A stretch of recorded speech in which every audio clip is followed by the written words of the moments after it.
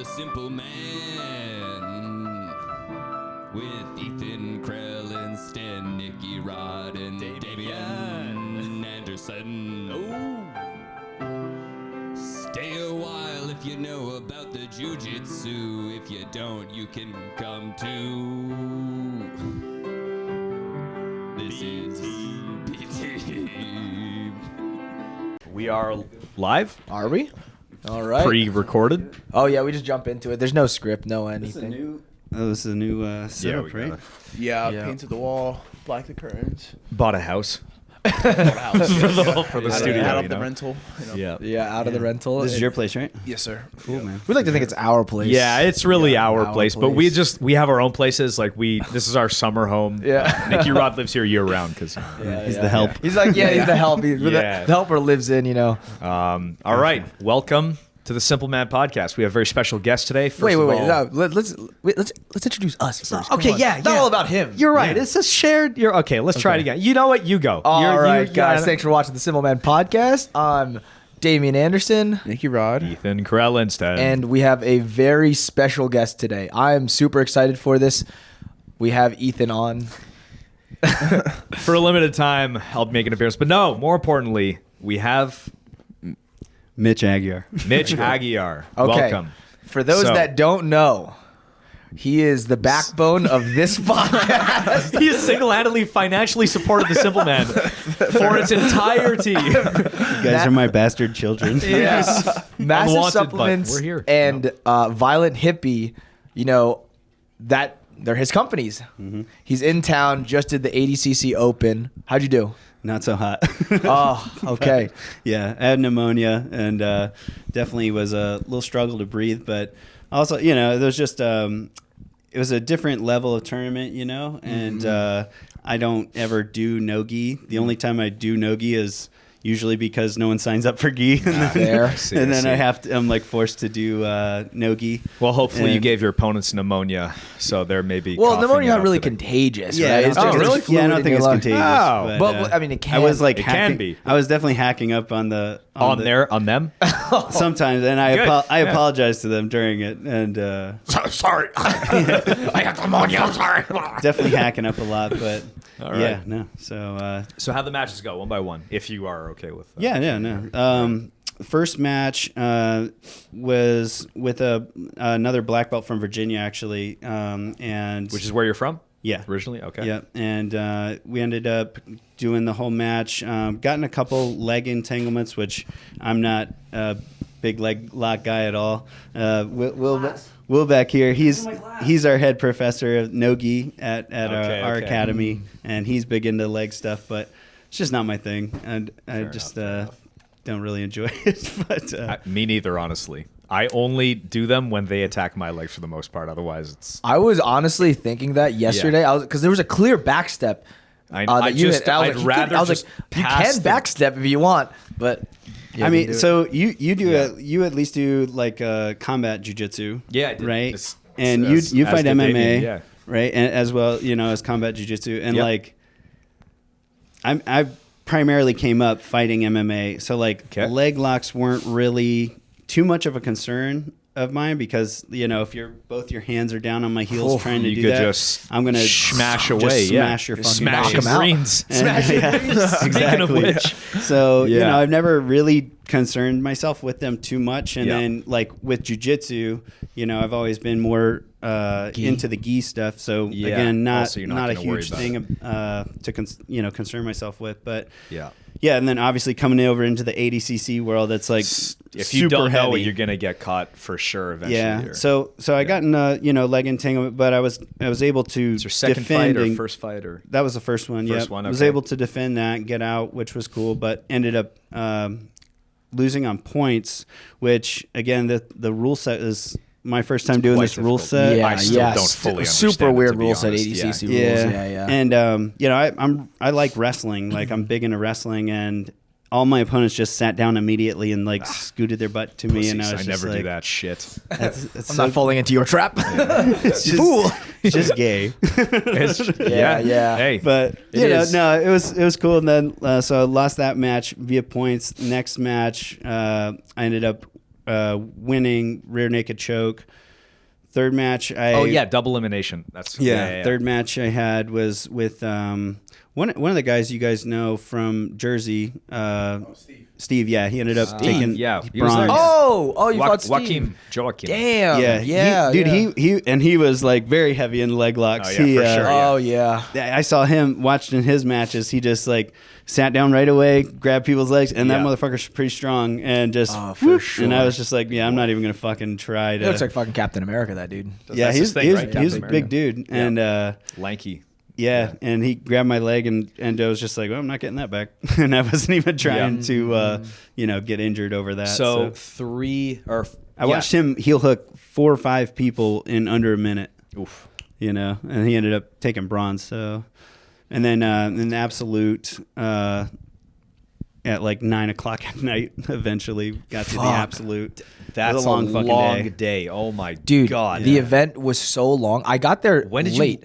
I got there late. I got there maybe 3:50, maybe 3:30, 3:50, and it was still going. Past 8. I left a little after 8. Yeah, the absolute didn't start until 8:45 or 9 o'clock, and I had a match with the very long, bendy guy. Like we have a guy in our gym, Dimitri, can put his legs behind his head and all that shit. And that dude was like that. Yeah. And but we had a real fun. That's what jiu-jitsu is for. Like those guys would have no combat sport if it wasn't for jiu-jitsu. Basically. Yeah, we had a fun match though, and that.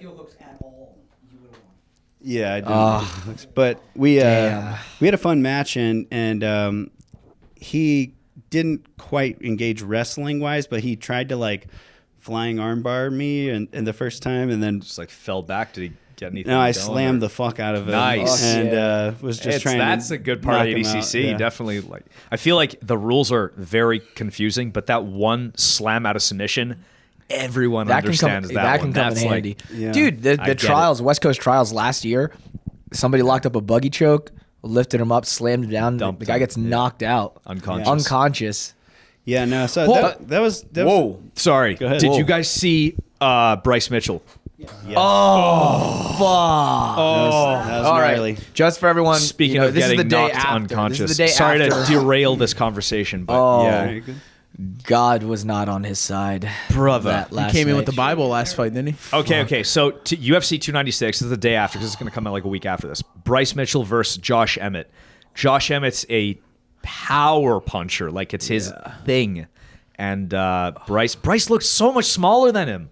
He looks so much smaller. I don't even think he looked like smaller, but he doesn't cut at all, man. And he just looked like a kid compared to Emmett, man, bro. And just dude, it was literally like the first real strike that landed. That was just super clean too. Fuck. That bounced lead off his face. And then boom, put him out hard. Jesus, Brutal. that's crazy. You think Bryce trains properly? Like, does he have a No, team? well, he says he does it. Yeah, he says he does He's a it. country boy, man. Yeah. Boy. He's gonna stay in Arkansas, right? I don't know. He's like, I'm not leaving Arkansas. I'm gonna dig my heels into this Arkansas dirt. Yeah, I will sow my field till Earth is flat, brother. Yeah, shit like that. Dude, he tried to tell Michael Bisping that gravity wasn't real. Gravity wasn't real? Yeah, Michael Bisping just starts cracking up in his face. My stepbrother's like that. No. He doesn't fucking gravity. Oh, if you believe in that sort of thing. Brother, come on. I mean, we need it to be around, right? It was Well, the flat earthers believe that the flat Earth accelerates through space at 9.8 meters per second. Bro, I was just 9.9, watching. well, whatever that makes it a is. lot of I was sense. just That checks watching out. the Red Bull highest parachute jump, free fall or whatever. That was from like 24 miles up or something like that. What? Wait. Yeah. Longest. 24 miles? Yeah, it was a hot air balloon.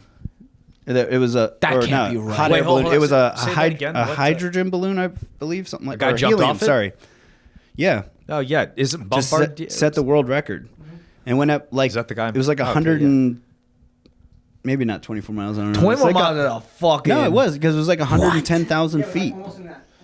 Yeah, it was on the edge of like space. Yeah, Wow. And you could see the curvature of the Earth and blue and everything and Simulation. Or he supposedly. fucking Yeah. Supposedly. But that's what I'm saying. He had the GoPro the whole time, Oh. and It's irrefutable. Everyone watched this happen, and he fucking landed, on Earth. Yeah. But he set like 3 world records with like the highest jump, the fastest free fall, got like over 700 miles an hour or something, and insane, and something else, some other insane. Yeah, you guys need like a young Jamie. Pull that up. Yeah. Yeah. Wow. I need to. Damien's I guess I need to sell more greens. Get you guys yeah. some more money. Yeah. Fuck. Yeah, it's a Felix Bombardier or something. 100. Yeah. Your listeners should all be. Felix Baumgartner. You guys should all be buying Smashing Greens Yes. and Violent Hippie merch, Yeah. Well, real quick. So if you guys like these guys and their podcast and you want to see it bigger and better, I need more money. That's where Yeah. this is the Yeah. guy you need to. It's him. Yeah. It is him. Yeah. Our Lord Buy and the Savior. stuff, and it will Right. help us out. I support the B team. Yeah. Just want to take a quick moment to thank our sponsors, Massive Supplements and Violent Hippie. Use code SimpleMan, all caps, for 15% off both of those companies. Massive Supplements, trademarked Smashing Greens, Smashing Reds, very nutrient-dense foods. I personally use their creatine and BCAAs during my workout and sometimes even before the workout.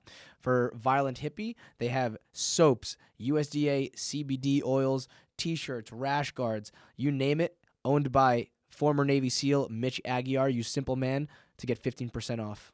Guys, Violent Hippie, Massive Supplements, get the Smashing Greens, Smashing Reds, all the vitamins, nutrients you need to get that body that you want. Natty Rod style. What's up, y'all? It's your boy, Nicky Rod. If you're looking to support the Simple Man podcast and myself, please check out carnejerky.com, CarneJerky. What's up, y'all? It's Damien Anderson and Nicky Rod from the Simple Man Podcast. We're here to let you know that our merch is live. You guys want some T-shirts, some fancy cups? Support the Simple Man Podcast and get our merch. Link in bio. So let's go. What's your story? How'd you like? Who are you? Who are you? Who's Mitch Aguiar? Who are Hello. you? So I'm Mitch Aguiar, obviously. I graduated high school, went straight into the SEAL teams out of high school. Out of high school? Fucking Yep. savage. Yep. When you joined, you knew like Didn't know I wanted that to be a SEAL, or like you I joined. didn't the even Navy? know what a SEAL was. When you joined. When you Yeah. went for SEALs? Yeah. No fucking way. No, I swear. I had no idea. I didn't even know what Buds was. Like this Wow. like SEAL training. Yeah. Which is like very popular now because of fucking The show, whatever. David Goggins and all, yeah. all the popular SEALs and stuff like that. It's like very well known now. But this was back in 2008. You know, What class were you in? under 273. Okay. So this was Wait, what do you mean like 273? What? that That's was like my his Buds class? class number. Oh, okay. They're all numbered. Okay. But yeah, I mean, so back in that day, like YouTube was a thing, but not like it is today. Yeah. And I think Facebook had just kind of launched, or was like only for college students or something like that at the time. And you know, so you didn't have the same access to people like you do today. Like anyone can just DM you guys, you know, if they want to be a grappler, like, Or a sponsor. sponsor, yeah. It's just one DM away. Just one But DM. like, you know, it's like now, Give you my like, phone number. so many people can just DM Anyone. any Back SEALs then it or was like, whatever, yeah. and like they might get an answer, they might not, whatever. But there's just a lot of more information available. And back then, I had no interest in joining the military or anything, which Yeah. was kind of funny. My mom and dad were both in the Navy. My dad was a combat cameraman that was attached with the SEAL teams, but I had no interest. Anytime he tried to talk to me about the military, I was just like nah, I'm no good. thanks, not interested, you know. Wow. So he just was like, all right, he's just not interested. And then last second, I just graduated high school and literally was just bored, had nothing to do, No and direction, kind of. Or I was working a roofing job, and I was a surf instructor at Kalahari, and working at my parents' like convenience store at the time, like a deli. Where did you grow up? Where's Kalahari? That was in Ohio. Ohio. I grew up in Virginia Beach, actually, but I had moved around as a kid. I lived in Massachusetts briefly. I lived in Maryland for a long time, and Close to then Montreal. Ohio. Finished out high school in Ohio, and then joined the Navy out of there. But so I just didn't really have. I didn't know what I wanted to do, and a Navy recruiter just happened to come in and was like, "Hey, do you want to join the Navy?" And I was like, fuck it, why not? Shit. And yeah, and I was with my mom. She was with me at the time, and she was like, well, if you're gonna, he was like, you look like you're in good shape. You want to be a SEAL? And I was like, sure. I thought I had to be a human. Yeah, I don't really know. The only thing I knew about SEALs was species. Like the commercial where the it's like a beach scene at night, and then the cloud goes over the moon, and then it comes out, and then there's footsteps. Yeah. So I was like, oh, those are like the sneaky guys, and I'm gonna be a sneaky guy. Yeah. And my mom was like, yeah, they're like the rock stars of the military. Like, I think everyone knows if you're gonna you're a SEAL. go in, you should be a SEAL. And I was like, okay. So then I was like, yeah, I'll do it. And I called my dad and was like, hey, I'm gonna be a SEAL. And he's like, I just signed up for the Navy. Yeah. And he's like, do you have any idea Do you know what that means? You have to go to Buds. And I'm like, what's that? Wow. And he's like, wow. yeah. Real quick, were you also a SEAL as well? I'm a Marine Corps Scout Sniper. So Oh, okay. Fuck, sick. I wish we had a 5th microphone. God damn. Be cool. Yeah. But and I are really close. So we can, yeah, so and then so my dad got me that documentary, the Discovery Channel, the Buds Class 234 documentary. 234. So that was like, I watched that. And What's that? What is that? It's a well-known documentary. Yeah, it's a Discovery Channel did like a 5-hour documentary on Buds. And Is Buds an acronym for something? Yeah, it's Basic Underwater Demolition SEAL Training. Okay. So it's like the selection course for Navy SEALs. Okay. Dude, I fucking loved that show when I was younger. Really? Yeah. So I grew up in a Navy family, and I wanted to be a SEAL like my entire life. I've told this story a bunch. I'm colorblind. Oh, really? Yeah, I couldn't get a fucking waiver. Like, wanted to go to Annapolis Naval Academy. Funniest story to me. Like, dude, that's what it still burns. You know bro. what? My COO of my company is colorblind. Kyle, yeah, and he wanted to be a SEAL, but he's colorblind too. And it's funny, he can't see teal. And I was like, dude, do you know like every single mission I've been on? That played a factor. It was like, shoot the guy in the teal shirt. No. Like, cut the teal wire. Bro, and really? I was like, no. What? I'm like, it's never come into play at once. Dude, like, bro, there's other ways to describe things. Like, Dude, bro, fucking. I'm like, what the? That's the dumbest Someone shit. just fucked with you, I think. Someone's like, nah, he's The terrorist is in the teal shirt. No, for a second, I thought that was a real thing. I was like, teal matter? Well, because I fully believed which it too. colors can you not see? So no, I see. I flip red green. I see red. All I see is red. All I see is red. Dude. So we trained some SEALs in Puerto Rico, and I was bullshitting with them. Turns out one of his buddies, who's a SEAL, somehow got through. Is completely blind. He just guessed the colors or what? No, he's. I think he knew the doctor, the eye doctor. Yeah. But it's like a joke now. Sneaky. Bro, I was fucking you furious. don't know when your radio's about to die. That's it. Fuck, right? What the fuck does it matter? Which colors can you not see? So I see red, green, but when there's shades, it flips. It's like mixed. So it's like when they do the dots. Which one is the greens and which one is the red? No, I see these green, red. I could see this clearly, but like we'll say. Man, it's fucking hard to say. We have tried to test this on so many episodes. We have to get like a legitimate test for you to fail. Actually, this I'm assuming is it shades like Nicky Rod's like microphone color? Can you? No, that looks green to me. I would say that looks orange. But all right. So in the fire, see how it's like a mix of colors. Yeah. Like if I didn't know it was fire, and you said there's no green in there. Yeah, no. If you said there's some green in there, I don't see any green in there. I'd be like, yeah, that makes sense. Or like jeans. I only know that these are most likely blue because they're fucking jeans. But if you just took that color and was like, grab me the purple fucking thing, the purple fabric, I'd grab that. Like I can't distinguish. So you can't see blue? I could see blue. I could see purple. Can you even see me right now? It's You're just like weird. gray and white, I'm like just making black shit and up white? to be honest. No, I'm playing. It's different every time, honestly. I don't know. It's the shades. I think. That's the excuse of why I didn't go to SEAL training I've ever heard. Hey, this is serious business. I think you just didn't want to be a SEAL. Maybe I didn't you want don't to know the enough. name of colors. Yeah, they were just stupid. I could just be stupid. It's no, fun. when there's the fucking dots and they asked what numbers in here, I don't see anything. You don't see So anything. did you actually? You tried? Yeah, I tried. Oh, I tried okay. to go to Annapolis Naval Academy. Fucking was Tried a different was states. ready.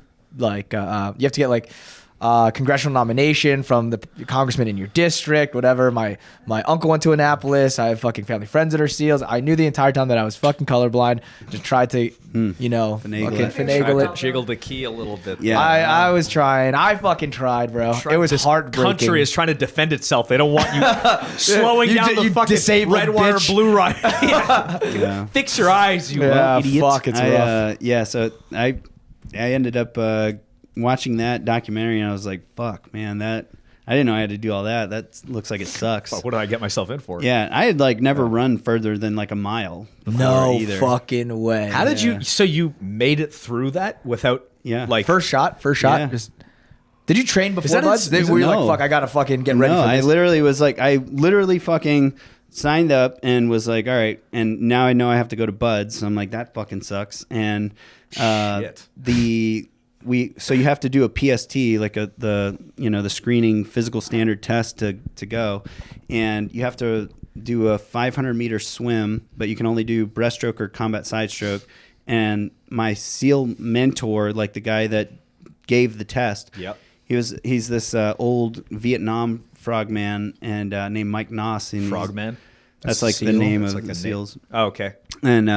And he so many taught me codes. how to do the combat side stroke swim the day before I took the test. So I'm like, Just doing it. just winging it, yeah, flopping around in the water And for 500 meters. You do a 500-meter swim, and then you get out and you have, I think, a 10-minute break, and then you do pull-ups, push-ups, and sit-ups, as many pull-ups as you can. I think it was like 6 was the minimum, and then push-ups 42 is the minimum, 50 sit-ups is the minimum. It's like you have 2 minutes to do those, and then you get a 10-minute break, and you have to run a mile and a half in under, I don't remember what it was, like 2 minutes. it was like 11 minutes or something like that. right. It wasn't That's that not- like it wasn't that crazy. That's of a just the standard, baseline before That's to the- get the in. base- Yeah, it was just like the Yeah, yeah, baseline. yeah. So you did that. So I did that and Yeah. passed, and then you get a contract to go to Buds. Okay. So I was like, okay, I passed Yeah. that. Now I'm gonna go to Buds, and then then Mike Noss had this little T-shirt that he had called the Gator Farm, and it was like elevated scores on that PST test. So you had to get your swim in under 10 minutes. You had to do at least like 75 push-ups, 75 sit-ups, It's like a higher 15 pull-ups or level 12 of pull-ups those. or whatever it was, and then Yeah. run in under 10 minutes, a mile and a half. And so that was like my goal, was just like, I just want to get Did you get it? that. Yeah. Oh, sick. Good. Yeah. So, and I still have that shirt, like, hanging up in my closet and sick. to this day. But like, that's how I kind of like took the whole thing, was just like one step at a time, And I didn't I guess because I didn't really ever plan on being a SEAL or thinking about it. I just was like, You're just looking taking at these little day by day, challenges week by week, and one at a time. And then, and then I got like super fixated on Hell Week specifically because, watching That's what I that. hear so much about Yeah. Hell Week.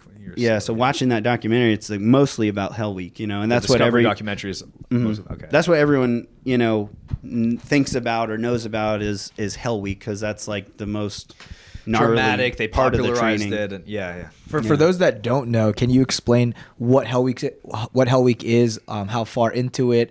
How many hours of sleep you're getting over that?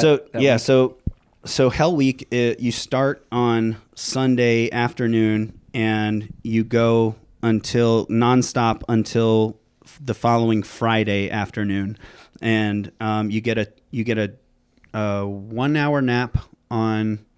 No, I'm sorry. You get a 2 hour nap on Wednesday and a 1 hour nap on Thursday. And that's it for sleep. That's it for sleep. And the rest of the time you're completely wet, sandy, cold, and just you're running with like a boat, this like 120 Who's pound gonna carry the boats? inflatable boat. Yeah, exactly. Just like David Goggins always talks about. Who's gonna carry the boats? Who's gonna carry the boats? That's what he said to Tony Ferguson in the Stay car home. last night. Fuck. Who's gonna carry the boats? Yeah. But yeah, that shit sucks, man. I didn't think it, looking at it, doesn't look like it's that bad. It looks pretty bad to me, honestly. Definitely sounds pretty bad. Well, I didn't think it looked that bad, but then when I Doing first it, you're experienced it, I was yeah. like, wow, this is miserable. I'd like to take a nap right now. Yeah, Is this it the sucks. sleep's got to be the hardest part, right? You just know. No, recovery? because honestly, because you're just fucking jackhammering, like freezing cold and wet and sandy, and Just adrenaline you're up the constantly whole time. running. Like you run well over 100 miles during Hell Week, and you're doing 3 log PTs minimum, which is like 3 hours of like you and usually there's 6 people in your boat crew, and it's a telephone pole, and you're doing like things like forever lunges where you're just lunging with this telephone pole for 3 hours straight, and you go up a big sand berm, down a big sand berm, around, up a big sand berm, down a sand berm, and you just go in like a 1/4 mile loop for 3 hours, and that's like forever lunges or whatever, and then they do different shit like 8 count bodybuilders, they call it, with that. And then there's like there's punishment logs that are like bigger, like 450 pounds, and they call that one like Old Misery. And then they have like the polygraph, which is dope. It's lie detector. Yeah.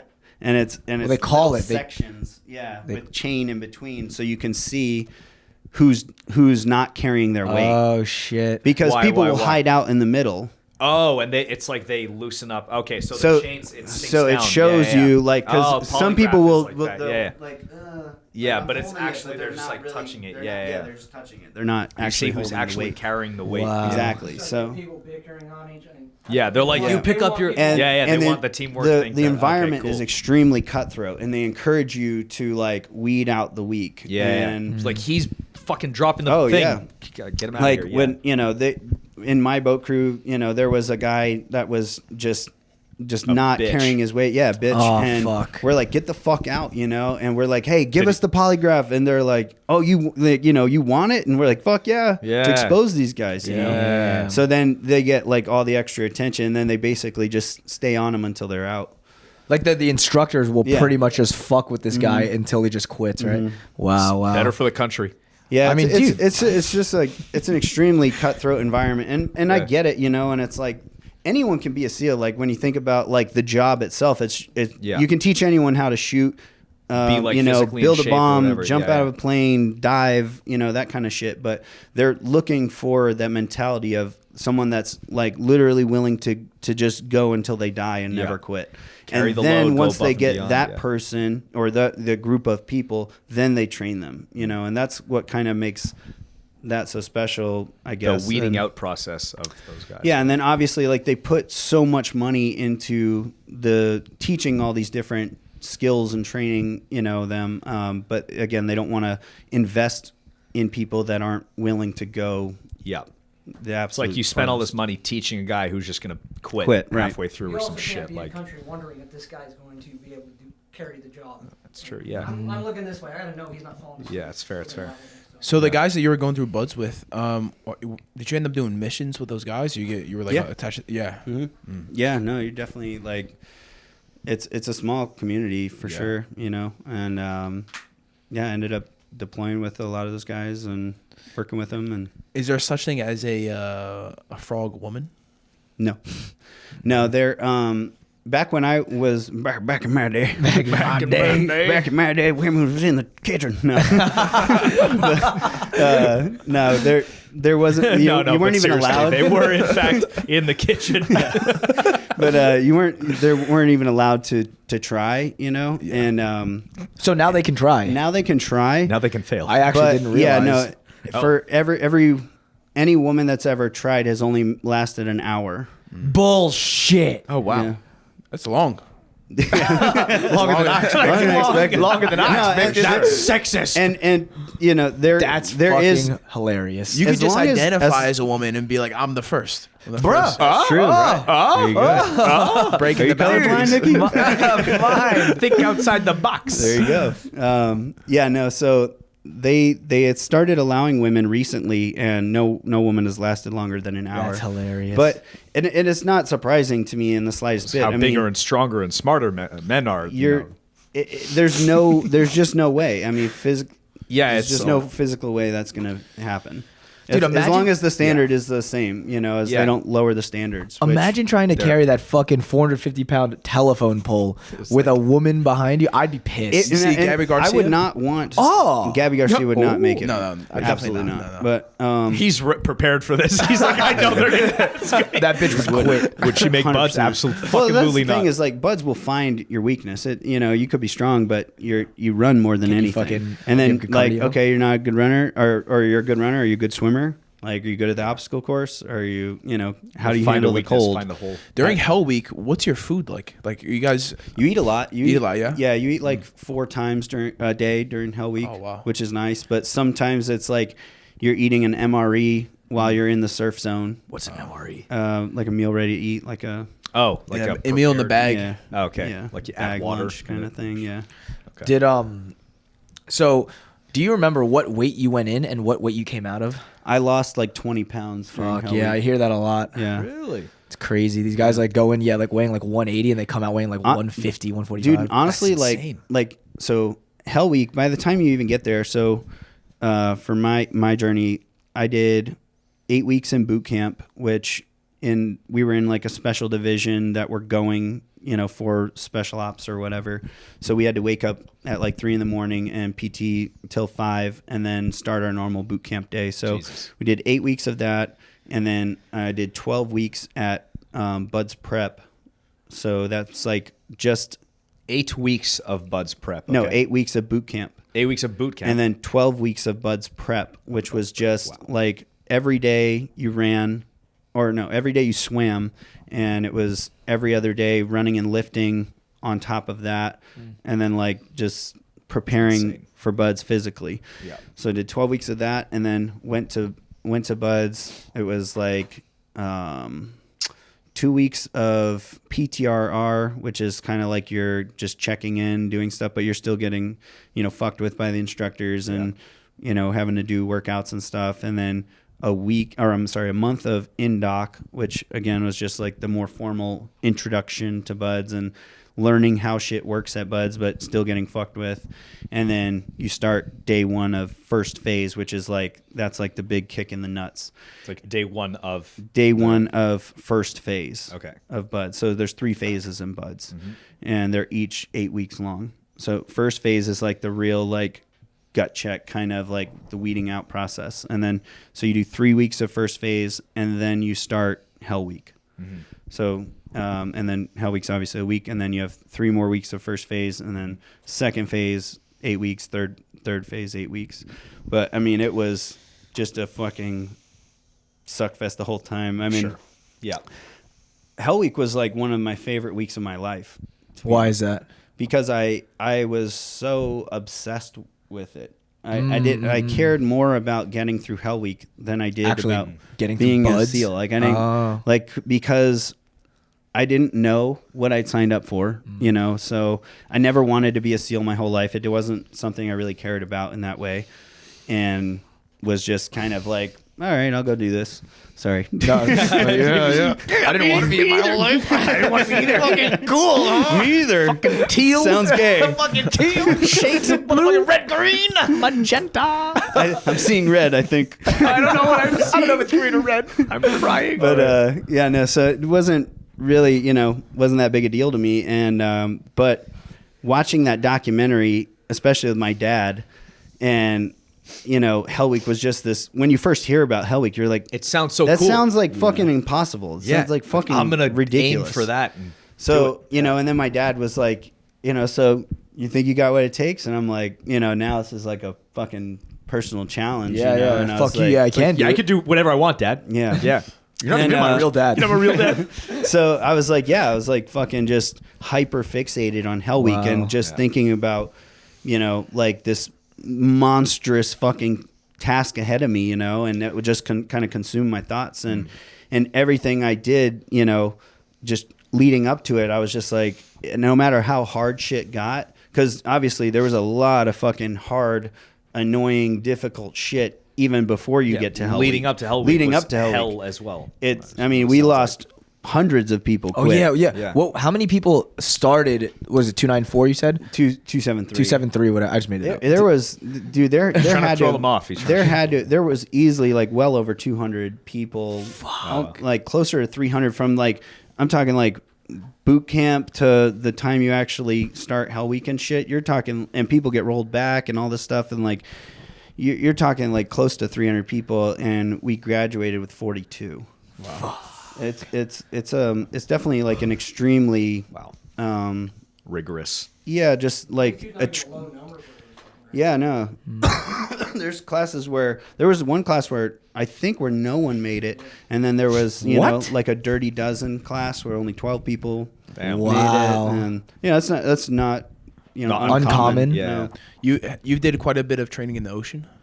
Just like when I was in Buds, lots of swimming. Like because every week you do a 2-mile ocean swim for time, and you have to. The thing about Buds is too, like with everything you do, you have to do a timed run, timed swim, time obstacle course.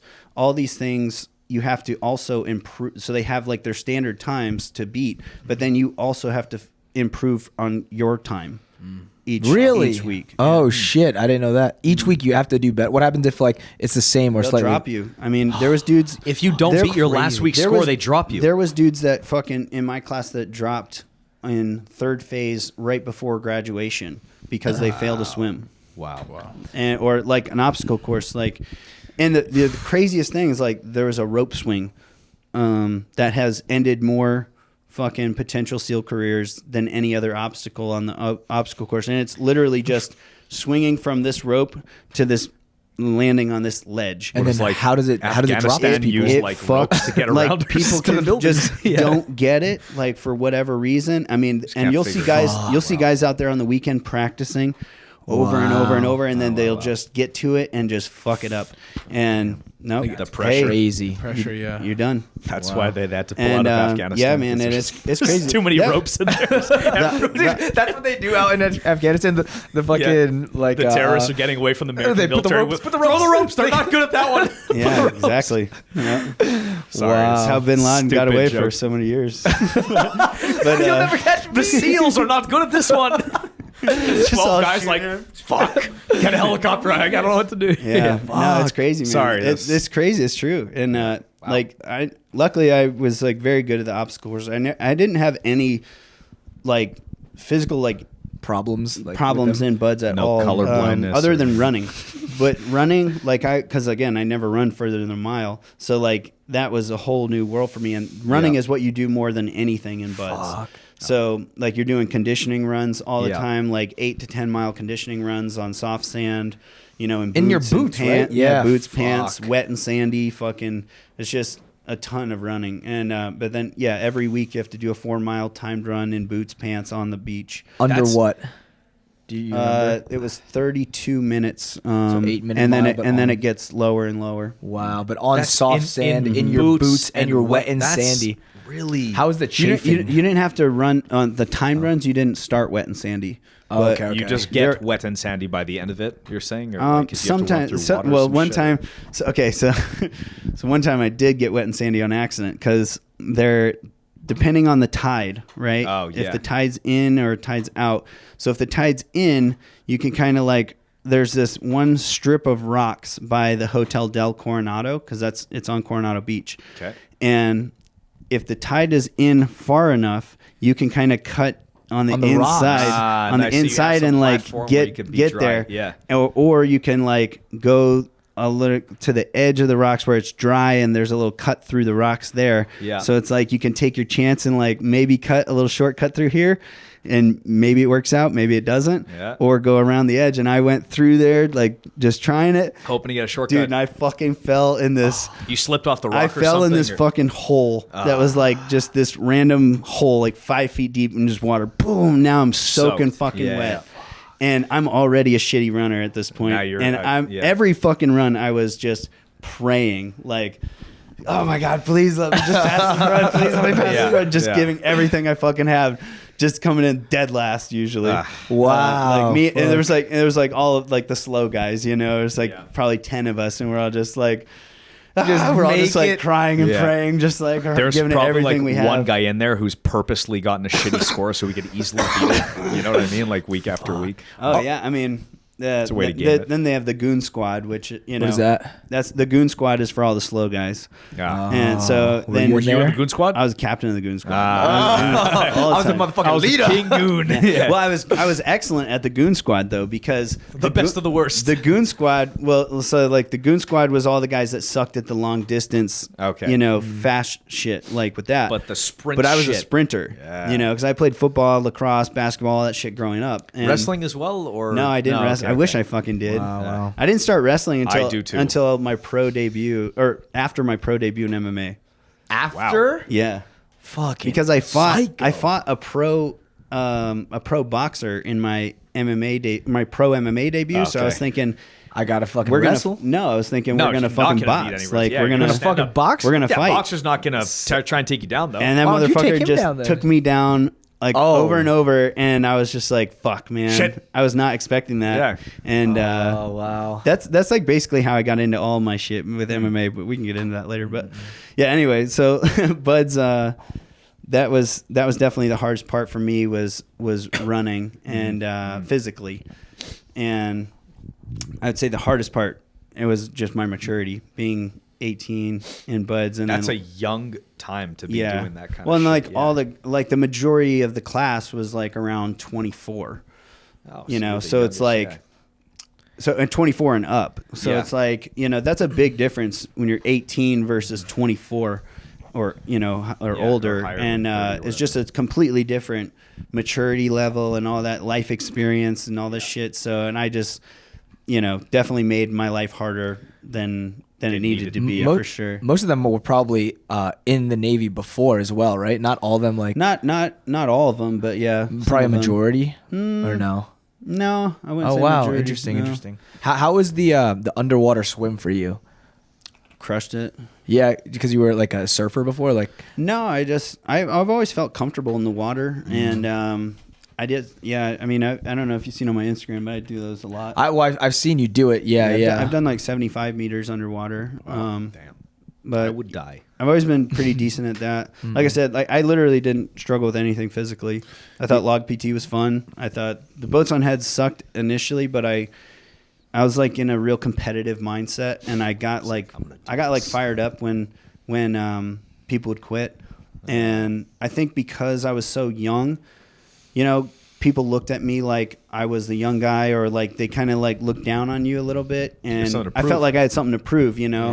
and so I got like real like fuck you, like I can do this, like you're not better than me, and that was just my mentality in that, and so I really physically did great, and like I said, Hell Week was something that I was just so fucking hyper fixated on, and then like everything I did, I was just like, no matter how hard it was, I was like, well, this is not Hell Week, so I got to keep going. This isn't Hell Week. If I can't handle this, then I can't handle Hell Week, and that was just Hell Week in my head, and I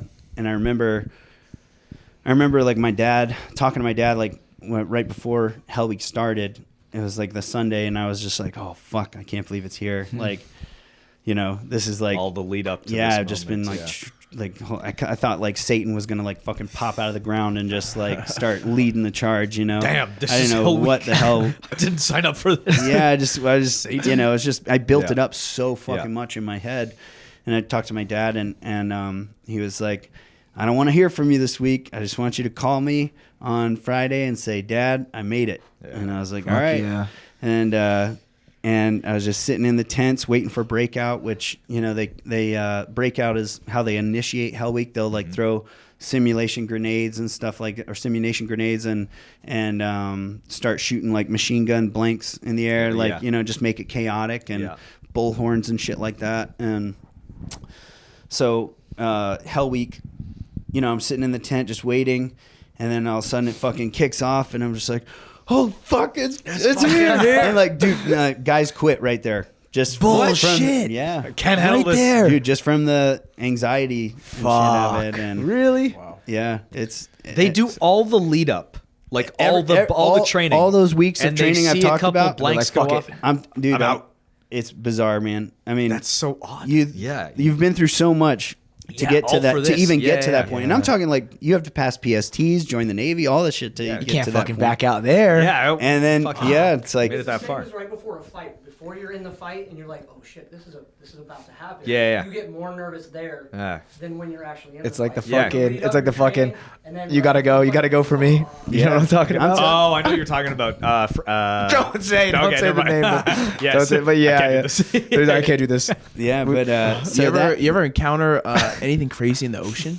Like, you guys spend a good amount of time there. Yeah, I mean, nothing is crazy. I think I've seen sharks and stuff like that. You ever seen nothing anybody crazy. like get attacked by a shark or something like that? No, nothing like that. And I've dove with sharks quite a bit. Yeah. On like my personal dives and stuff like that. So With them, like you knew they were there, so you're like, oh, I want to go fucking down yeah, there. no, like we went on shark dives. Like I've dove with bull sharks in Fiji, like fed them and stuff. But yeah, in Key West was the only time I saw some sharks, and because we dive in Key West and it's pretty cool, pretty clear water and shit. But like, yeah, you do a ton of night diving too in buds and So you don't know what's out there. pitch black. And pitch black night diving. And we've had people quit during that after Hell Week. Oh, really? Yeah, get in the water, pitch black, man. and something brushes up against them, and I'm out. You're like, oh, fuck this. It is creepy. Crazy. But you, after fucking Hell Week. No, yeah, that's Like that, you like did after Come on, that you can't fucking quit. that hell that you just went. Oh, I want to ask you though. So you built up Hell Week in your mind, and then actual Hell Week. Yeah, so it kicked off, and I was just like, holy fuck, here we go. And we start, they make us hit the surf, and I hit the surf and bear crawl back to the grinder, and it's just chaos going on and shit, and people are, it's just chaos going on. I'm just like looking around, and all I can see is like the gunfire, the flash from the muzzles and shit lighting shit up, and I can see it's just my instructors that just being dicks have been there fucking with me for months now, and it's the same guys. You just and like we're doing they're the trying same to build shit it up, and you just like kind of break it down. You're just like we're just they're doing the fucking with same me. shit, Yeah. and I'm just like, and it just like hit me like literally like I don't This is know nothing. 3 minutes into Hell Week, I was just like, oh, this is just gonna be the same like, shit we've yeah. been doing, and I was like, literally at that moment, I was just like. I'm gonna fucking make it, no problem. Sick. Wow, And I just fuck yeah. I could not stop smiling. Like I was just like on cloud nine because I was just like, fuck yeah, I am gonna make it, no problem. I guarantee it. And I was just like so fucking pumped up, and I couldn't wait to call my dad. That's pretty. And- That's pretty awesome to hear. is, yeah. I feel like I have a similar feeling when like even this past weekend, like I compete against ADCC absolute champ Yuri Samoas. Yep. And like in my mind, like I knew it was going to be I felt like it was going to be a pretty tough match. Like, but at the second we started competing, I was like, I'm gonna fucking work this guy over. You had the know? same mindset on Fuck on your first ADCC. I remember an interview you did or whatever, and you were saying like, I've already seen this in my mind. I've already fucking done this. Yeah. Like, these guys are just men.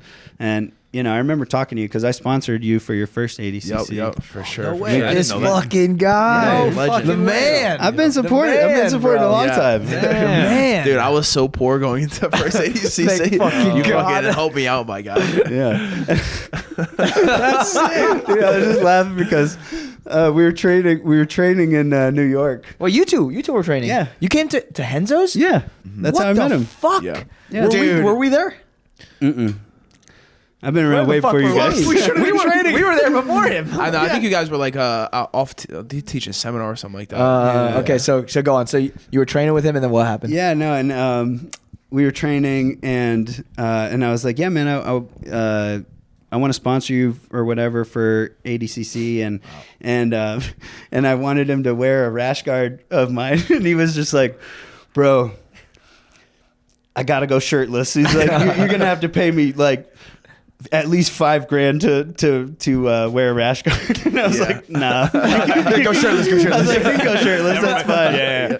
That's funny as fuck, though. That's hilarious, man. But Fuck Yeah, I wear rash guard nowadays because it helps with the friction, and I'm better, so the friction it helps me. Yeah. There you go. Yeah. Used to be the other way Dude, around. It's the other way around, for real sure. quick, Yuri still tried to call it grease. Yeah. On the Do you yeah. remember that, bro? Okay, it's so gonna be a I- fucking thing now. It's gonna So be. They check dude, me all the time. I've come now. to the Really? conclusion. Yeah.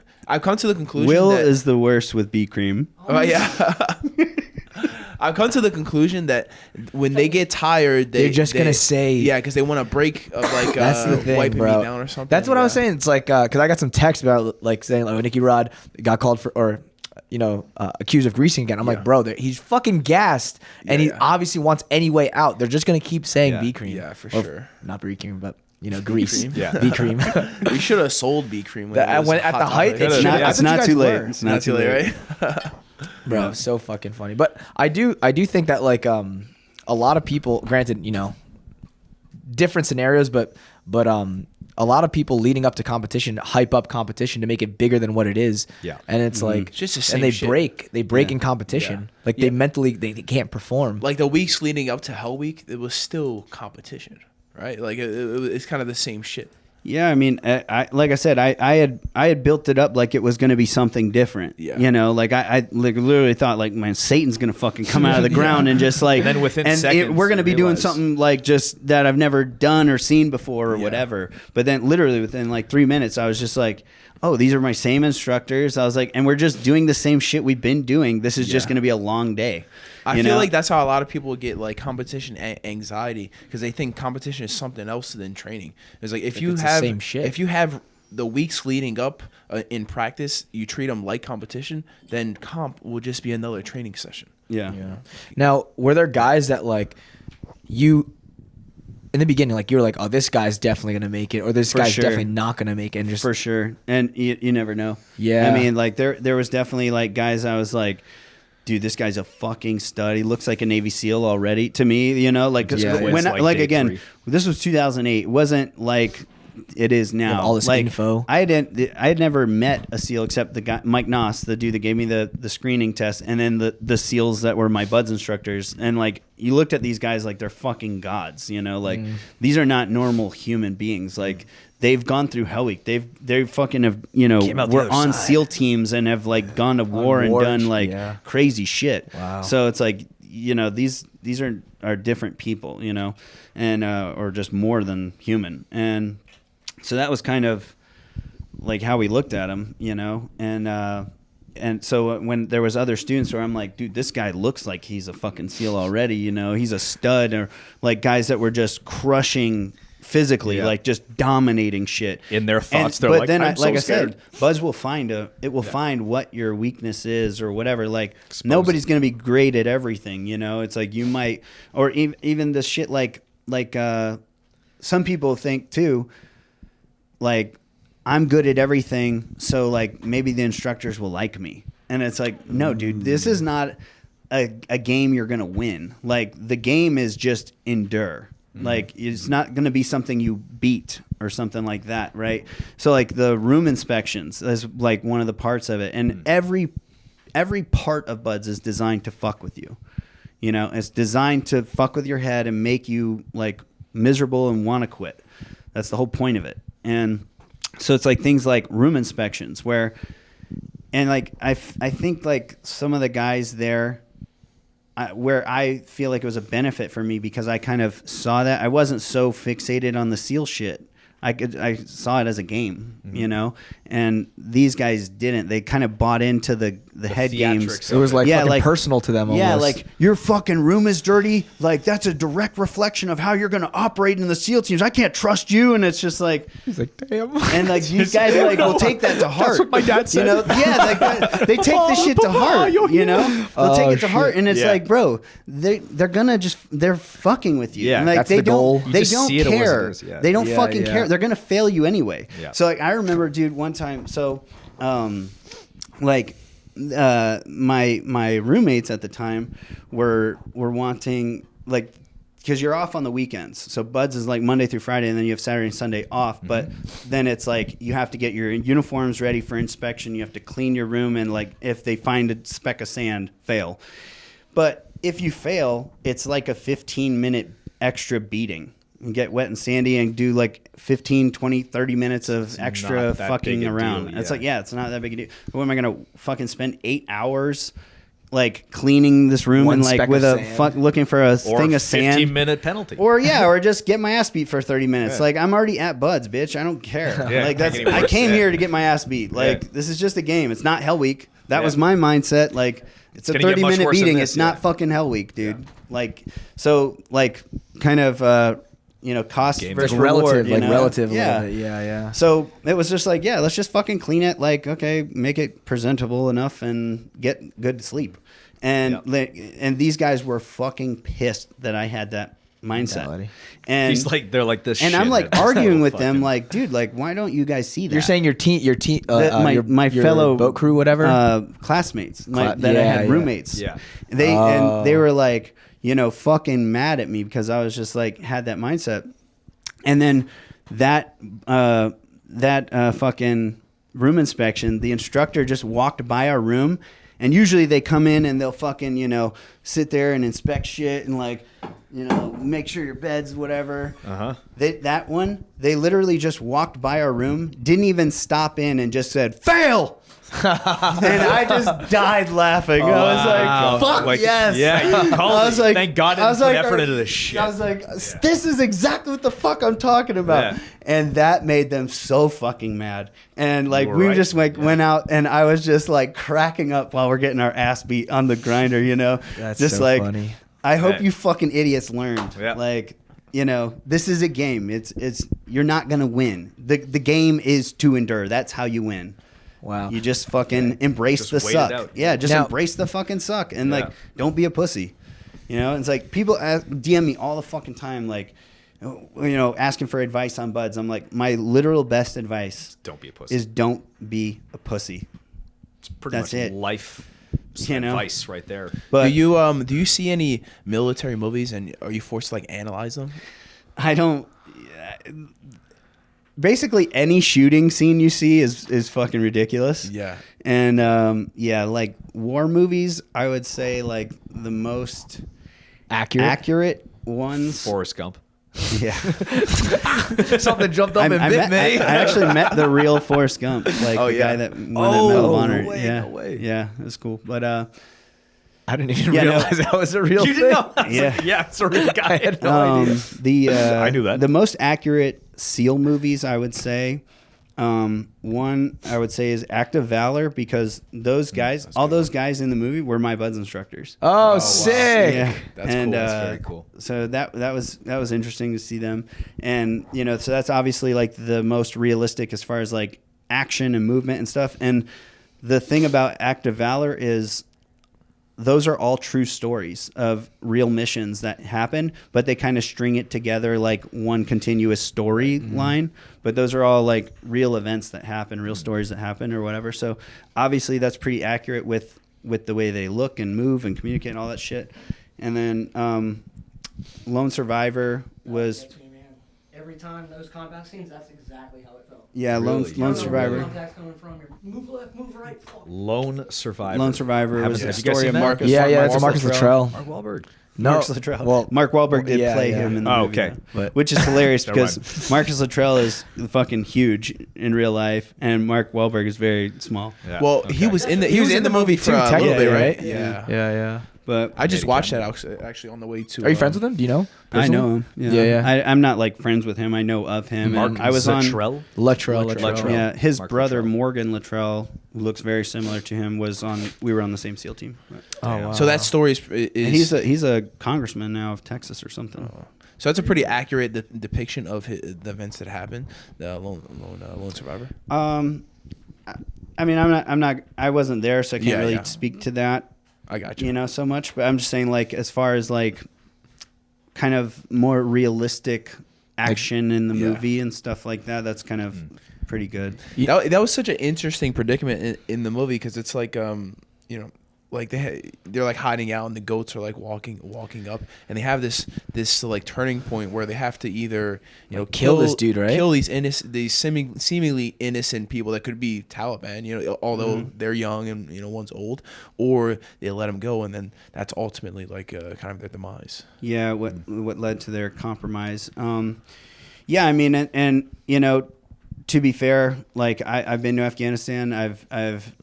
You can't just murder. I mean, you can, but that's like on you. And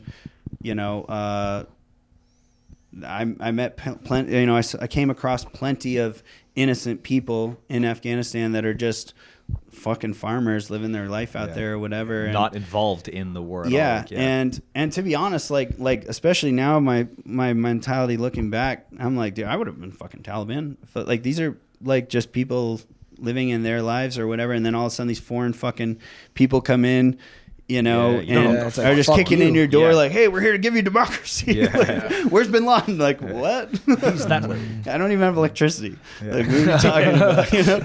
So it's like these guys are just like not wanting us in their fucking land, you know? So I felt makes like sense. that when I was Yeah. there. I was like, dude, why the fuck are we here? Like, Yeah.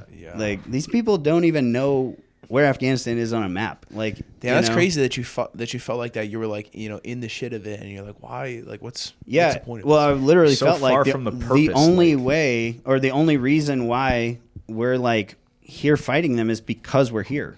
Yeah. And like that, I was like, why are we fucking here? They don't want you here. Yeah. And it's like, there's nothing, you know, but now my perspective is completely like 180'd on the whole war and How so? everything What do you like mean? that. What do you mean? Oh man, I view everything like completely different. Like the military industrial complex, these wars are by design and To make money or like, something? and you're Look at you're violent just like hippie. you're fed Hippie. like a Violent? He's a narrative. hippie, yeah. Yeah, you're Violent. fed a narrative, like you know. And I was over there, like, oh, we're the good guys. We're fighting terrorism. We're You're not fighting gonna for go our if you don't freedom believe you're and the all good this shit. And guys, it's yeah. like, you know, and then it's like you look at Afghanistan, this withdrawal that this fucking idiot Biden did, and 20 years of war. All these like fucking people meaningless, that right? died. All these, you know, All these lives went. tons and tons of fucking people killed, and you know, tons of Americans killed and injured. Like I have friends that are dead. I have friends that are forever fucking maimed for life. Their families are fucking destroyed. You know, and then for what you literally said this was a success. Like we didn't do Yeah. anything. The fucking Taliban was like kicked up their feet on the fucking Oval Office desk, you know, and they're like, "We're in Yeah, control again." in the embassy, and right? now we have like $4 billion worth of new equipment. Dude, Yeah. there's Like, videos they just online left of them it, yeah. using like Helicopters workout and- equipment and Oh, yeah. helicopters, Yeah, their yeah. guns and You know shit. what's fucked Is it? up? That's and you know what's crazy. fucked up too is no bullshit in the SEAL teams. Okay, if you were to lose a piece of serialized inventory, like a scope or a fucking Yeah. suppressor or anything like that, night vision goggles, whatever. If you were to fucking lose that, one, it's all hands on deck, like looking through your shit, like everybody's looking through this or whatever. And if we can't find it, you're probably gonna get fucking fired. Wow. Like Wow. fired from being a SEAL. Meanwhile, they left and like a whole fleet of like not just helicopters that, and but like, fucking- and what happens if you get fired as a SEAL? You have to also pay back your fucking bonus that you got for being a SEAL. Wow. And you they'll dock your fucking pay to pay for that piece of equipment. wow. Jesus. That's an how aggressive, serious it is. Yeah. That's how serious it is. Okay. Now that's for one fucking piece of serialized scope. Yeah. Yeah. Serialized piece of equipment. Okay. We left how many fucking rifles there Yeah, with yeah. scopes, everything, night vision goggles, helicopters, fucking you name it, dude. There's literally like $4 billion worth of equipment that they left there, just yeah. left there for the Taliban to have. And we just dipped out. And they said, you know, that was a mission success. That's Like- crazy. Are you fucking serious? We had guys that were in contact. So troops in Hold on, contact. you want to give him the mic so he can say this part? So troops in contact. We're shooting. They're shooting us. We take a questionable shot. So we're about 700 yards away, but Marines are maneuvering. So our Fucking job hell. is to kind of Like Overwatch type yeah, of we're thing? Overwatch. We're Okay. making sure that we can take out any targets of opportunity that might kind of pop out the window and shoot at the Marines. Yep. Well, there was multiple occasions where we would take shots, and in the movies you see them and they get hit and they fall back. But the and go down. fucking blurry shit from 700 yards And all of a sudden out. they're just gone. We don't know if we hit them. We don't know Yeah. if we scared them. We don't know if they're wounded. Whatever. But we've got investigations on Marines from some of my sniper platoons that were like, "Oh, you took a bad shot." Investigations usually worked out, but you get pulled out of the teams for that. So I'm losing guys right and left. And then what was it after the withdrawal and there was the explosion? We droned 10 kids. Not a single person was ever in danger in this like decision-making process. We're in D.C. making decisions. Yeah, we're gonna drone those guys, and it turns out to be 10 kids. Nobody gets in trouble. Wow. No investigation. No generals lose their jobs. Wow. It's just like oopsies. My bad. Wow. You guys risking it on the fucking ground. Like 18-year-olds who are getting shot at. Yeah, you shot the wrong person. You're going to Leavenworth for like. It's insane. Dude. How do you like? I don't know how you justify that. That's That's where you get a lot of the veterans that are just like, man, my What the entire fuck was I 20-year doing? career, I was getting shot at, and I was worried about taking a shot, and you just kind of whatever you want to do. and then walk. No repercussions. Yeah. My bad. Wow. Yep.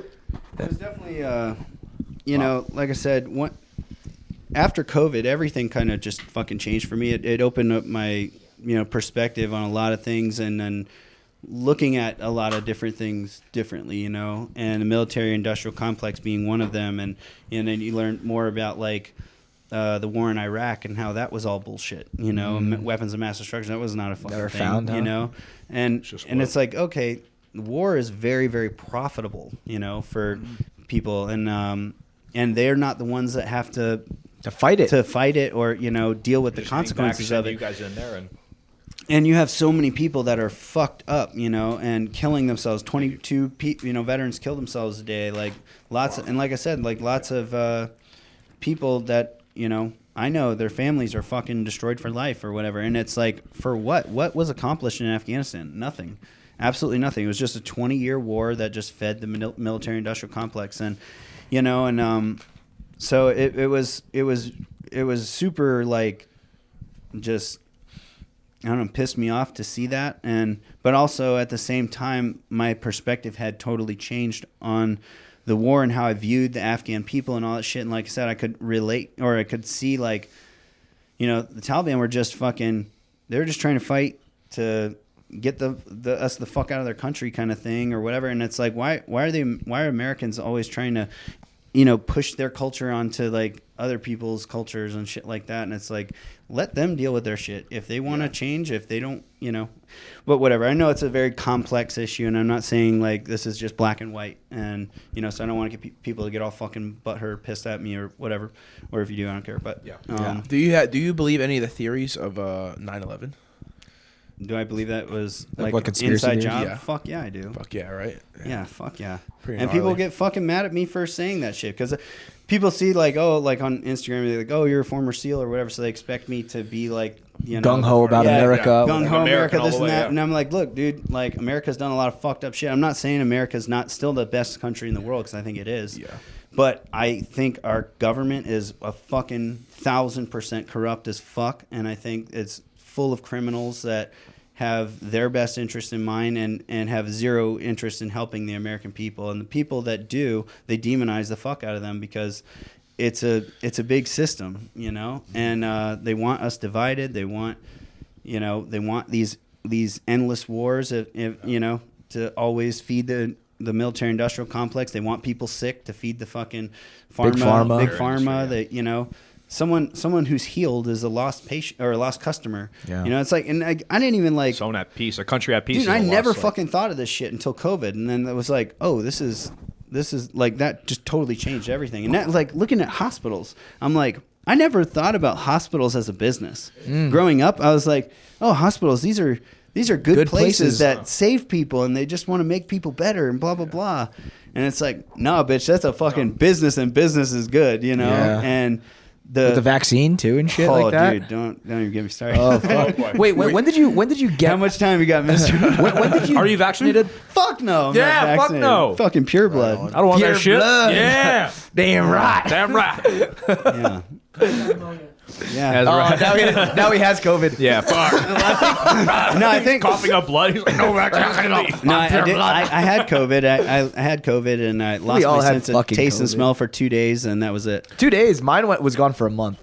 I think Mine's yours was still gone for like gone. 6 months. Seasonal allergies That was are weird. pretty much the same thing. No, You need to smash your greens to get rid of that shit. I gotta smash my greens. There you He go. takes the green. But Is that not how you use working. it? yeah, no. There's like this. I heard there's like this new fucking like the next COVID shit going around, and it's like causes pneumonia or something like that's. Oh, and I'm like, whatever. well, maybe I have. I That. have don't know. that. Yeah. Dude, we're Whatever. so adaptable. Like It'll pass. like humans in general. Yeah, we'll fucking be fine. But shit. So okay, question. You Yes. think 9/11? Like, there's some truth behind the conspiracy theories. For sure. What about the moon landing? I think that was fake. Tell us. Yeah, how the fuck? Is the Earth flat? No, I don't think. No, I don't think we landed on the moon. What? Look, how the fuck? Okay, if we landed on the fucking moon, yes. If we landed on the moon in 1969, We can't do. you're it now. telling me, fucking in 2023, with all the fucking improvements in our technology and all this shit, why the fuck haven't we gone there again? And like, just why don't we have a base there? like by this point. Is there not A a moon big? base. I'm so out of the loop. Is there not a lunar base? We didn't have that. Yeah, we don't have that. Then why didn't we have that yet? I didn't realize that it was not there. I mean, but that was just propaganda, you know, and that was like Because of the Russia thing. yeah, it was a was fucking a race It was a race. It was to They're like, we won. You can Established stop trying dominance. now. We won. did Stop. it. It's okay. We did it. Stop. But Stop. dude, We're it's for- like you know you really don't think about this kind of shit until you like see one fucking lie, and then you're like, okay, well, look into what it. else? what did they else lie is about? what else are they lying about? And then you really just start going down the rabbit hole, and then you're like, oh fuck, and it's just like this isn't crazy talk. It makes sense if it's Yeah. like. Present me with a more logical argument. I'm not fucking married to any of these Ideas or fucking conspiracy theories or fucking narratives. Like, you present me with better evidence, I will fucking immediately change my mind. And if I was wrong, I have zero issue with stating I was wrong. So now you can say heel hooks do work, right? Heel hooks are fucking gay. they are pretty gay. Yeah, pretty Like, who fucking does that? I you know. It's gay. It's like, if Fucking this was fags a do real that. fight, I would smash your face. Smashing greens. Smashing greens. Yeah. So we're, So- we're driving home, right? And we're talking about our wins and losses. Someone messaged me and was like, hey, if Mitch would have just went to one of your classes, he would have seen that heel hook was there. And I was like, yeah, well, he doesn't go to my classes. His heel hooks don't work. And then she said, so we're messaging back and forth, and she says, he should definitely go to your classes. I was like, yeah. And she said, maybe he'll learn his lesson. I said, you know what? Actually, more than likely, he's going to come up with some excuse in his head as to why he doesn't need to. Because And I as couldn't we're fucking use driving my home, hands. Mitch says, you know what? I didn't really lose. Because if it was MMA, I'd be able to. I'd just smash him. Yeah. I was like, beat well, myself out there. If we were in a gunfight, dude, that guy would never come close to me. What the No, fuck? that's my- Yeah. that was my response. Well, yeah, I've never lost an MMA fight or jiu-jitsu because if I had a gun, so we just keep playing that up. Fuck I yeah. was like, be realistic, though. Come on. Fuck yeah. No, I was like, look, like I'm an MMA fighter first. Jiu-jitsu is just like it's a sub hobby, you know, and I'm just out here having fun. And I'm a gi guy. You Your know? main thing is podcast sponsoring. Yeah. So I'm like, Yeah, you know, right, I'm just out here having fun or whatever. Yeah, And that's I was sponsoring podcasts, right? The heel hook, the guy, the Steve dude that but did the heel hook to me. I was like framing on his like shoulders and like waist or whatever as he's like trying to set this up, and I was just thinking like, God, I could elbow the fuck out of you right now. Meanwhile, he's like, You know? he's like fitting for an inverted. You're just like, like see the like, no, can't. His open weight match, the guy throws a like single leg X, but then kicks it across, and I'm like, heel hook, and in the middle of the match, Mitch looks up and goes, I don't know how to heel hook. Everybody's laughing. I'm like, Wow. That's so he's- funny. Because I'm also just like I'm not. He's joking. I'm not fucking. fun. It's not Yeah. that Yeah, serious. it's you a know? competition. Like Yeah, fuck it. I'm really like a business owner. You know what I mean? And like course. I do all this shit for fun. Like I literally was a SEAL, and I planned on staying in the SEAL teams for 20 years, and I was literally just fighting MMA for fun on the weekends, and I became ranked number 1 on the East Coast in 2 different weight classes. I became a champion yeah. and shit, and it was just for fun. I didn't crazy. plan on doing it for anything other than that. That's why we all hate you.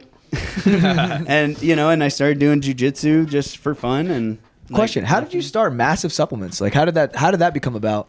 From like SEAL, MMA fight, or whatever. How did you start this? So that happened because I started fighting MMA. Like I said, just for fun on the weekends. Didn't have any intentions of really doing nothing with it other than that. And I was into jiu-jitsu at the time, like wanting to compete and stuff like that. And I was kind of broke, living paycheck to paycheck, even as a SEAL.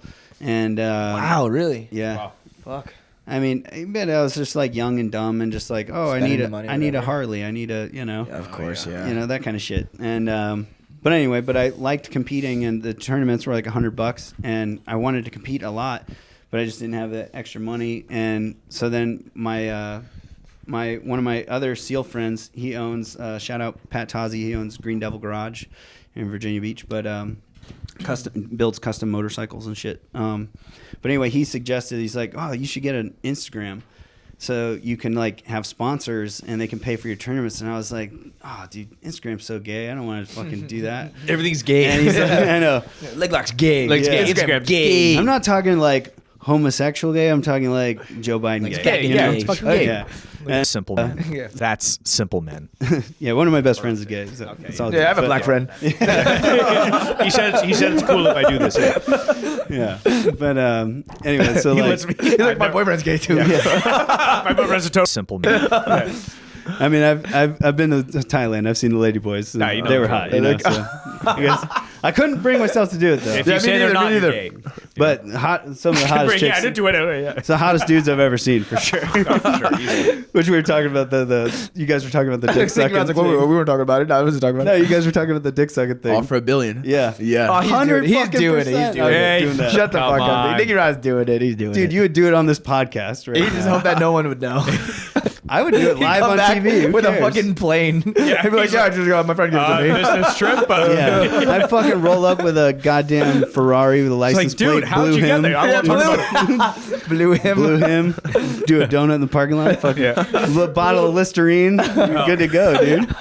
Fucking billionaire now. Damn, that's so Fallen. Fucking hell. But yeah, anyway, he was like, yeah, you should get an Instagram so you can give back to your sponsors and stuff, and like that's a way to get sponsors. And I was like, oh, okay. I was like, well, will you sponsor me? Well, money's not gay, so I was like, will you sponsor me? Because he had like his business, and he was like, yeah, I'll sponsor you. And I was like, oh, sweet. Oh, All right, sick. cool. Okay. Cool. So I made an Instagram, had like fucking 3 followers, and I went and did the tournament, won the tournament, and like wore his hat and like, Yep. you know, Get on the a couple podium. of followers. It's like, okay, I can do this, you know. And then so then I started reaching out to all the business owners that I knew and was like, hey, I'm doing these tournaments and, you know, and I fight and stuff like that. So do you want to sponsor me and I can post you on my Instagram? Got 10 followers. Hey. And, but people just were like, They want to support. They wanted to Yeah, support me. yeah. So they were like, all right, cool.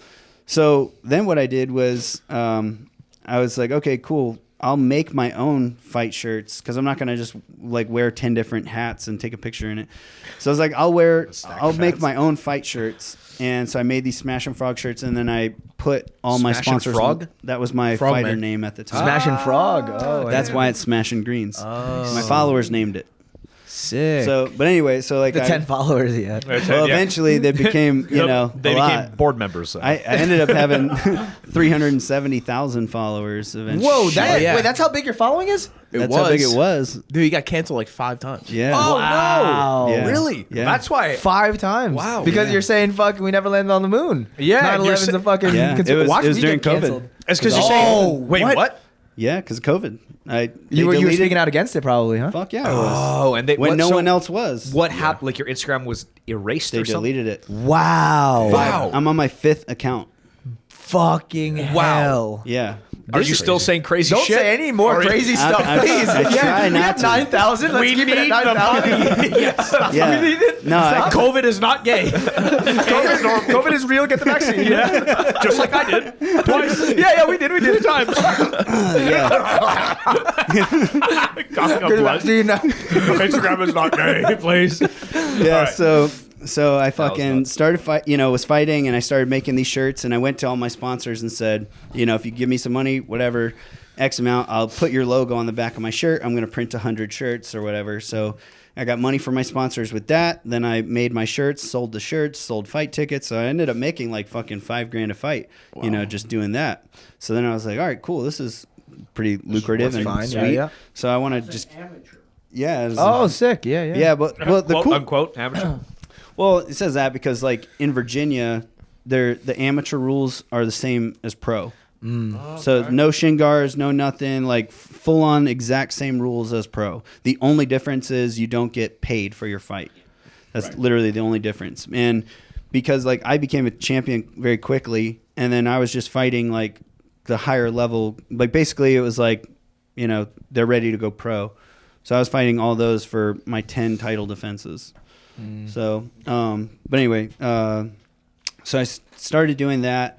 And then as I, you know, just kept fighting and becoming more popular on Instagram, my following kept growing. And then I started selling t-shirts, just regular, you know, shirts with motivational quotes on them and shit. Mindset is everything. Don't be a pussy. Don't be a pussy. Yeah. Sick. Attitude is contagious. That kind of thing. Like Pneumonia is definitely contagious. COVID is not contagious. COVID is not. get the vaccine. No. Yeah. But Yeah, no, and so I was Just mark that stuff down. I was just selling Landing shirts. is fake. I was selling shirts that just out of my bedroom, as like a side hustle, and then I ended up selling like $150,000 worth of shirts. In how long? In like a year? A year. Oh, fucking hell. And all right, so I was more like, t-shirts fuck, for me. man, like this is kind of cool. Like I could do this, like as a job, Question real quick. So how many followers did you have when you sold that many t-shirts? I had about 50,000 followers at the time. Interesting. It's a good deal. That's But it's about a good, what I have. But it's exactly. But it was, I had a very engaged following. I was like, I treated Instagram like a fucking job, Yeah. So how'd you make them engage? Like, were you always in the comments? Oh, and, dude. like- So this was back in way before the shitty fucking algorithms were taking place and stuff. I used to go live all the time and do like Mitchin' in the kitchen. I would fucking make like meals and just commentate and just fucking. I'd go live and just talk with my followers like Mitchin' I in do the now on the kitchen. Mitch show. But I would do that and like I had hundreds of people on my lives. Oh, and, wow. And I was just real transparent about shit and.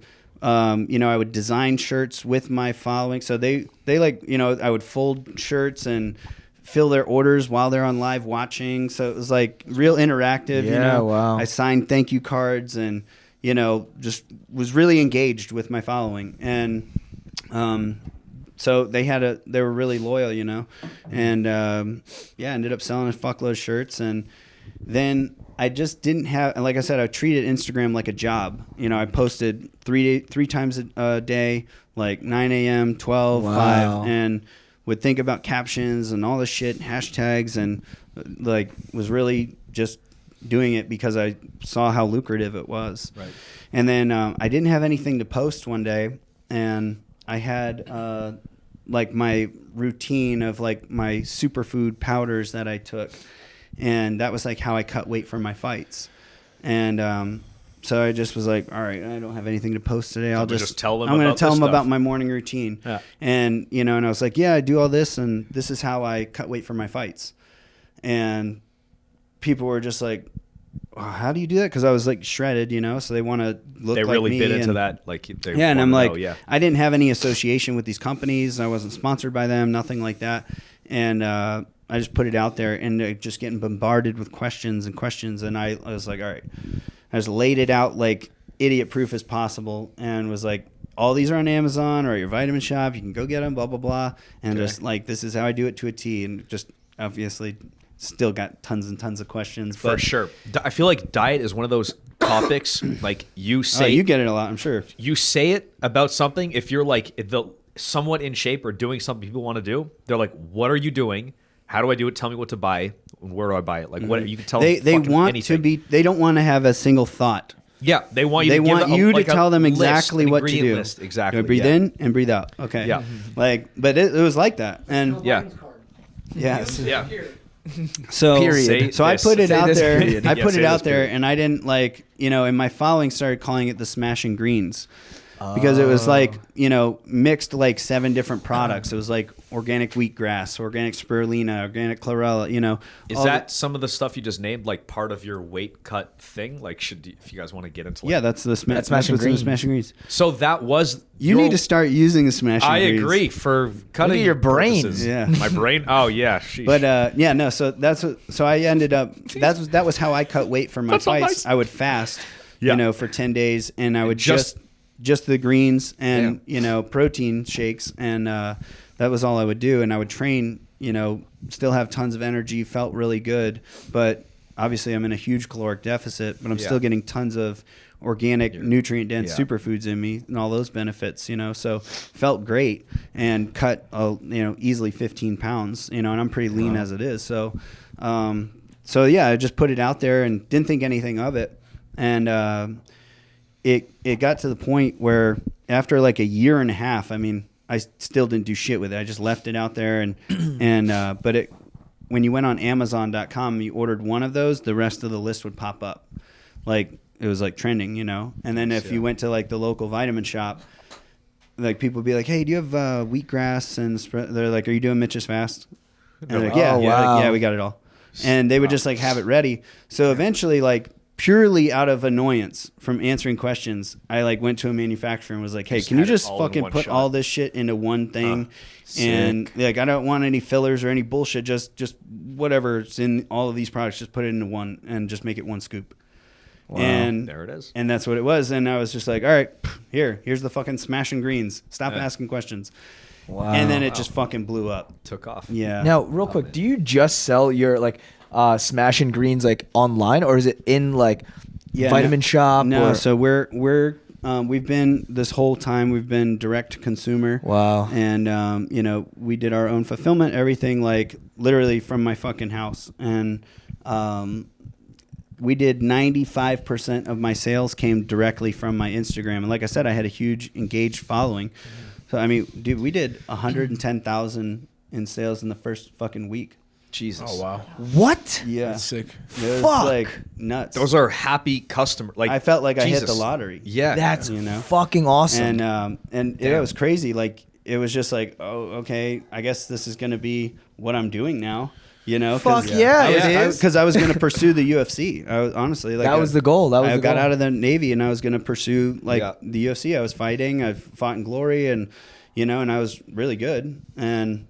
But like my ultimate goal is just to like I wanted to become wealthy. And I want to ultimately become a philanthropist. I want to help people, and I didn't come from money or anything like that. But now being on the other side of that, I see how much of a tool it is and how much you can help people and shit. And but anyway, like I wanted to do that. So for me, I was like, all right, well, I'm making way more money than guys in the UFC if I do this, So I'm just gonna make this kind of my focus and started my business, and then really like Massive Supplements kind of blew up from there. And it was just like on a trajectory like this, like going nonstop, and like no business school, no intentions of starting a business. No, I feel like each nothing. part of your journey has just been like, oh, I'll just do this. Wing it. Oh, I'll just do that. Well, that's why I said Each like, day. dude. That's why I Each literally day, say really, like mindset is everything.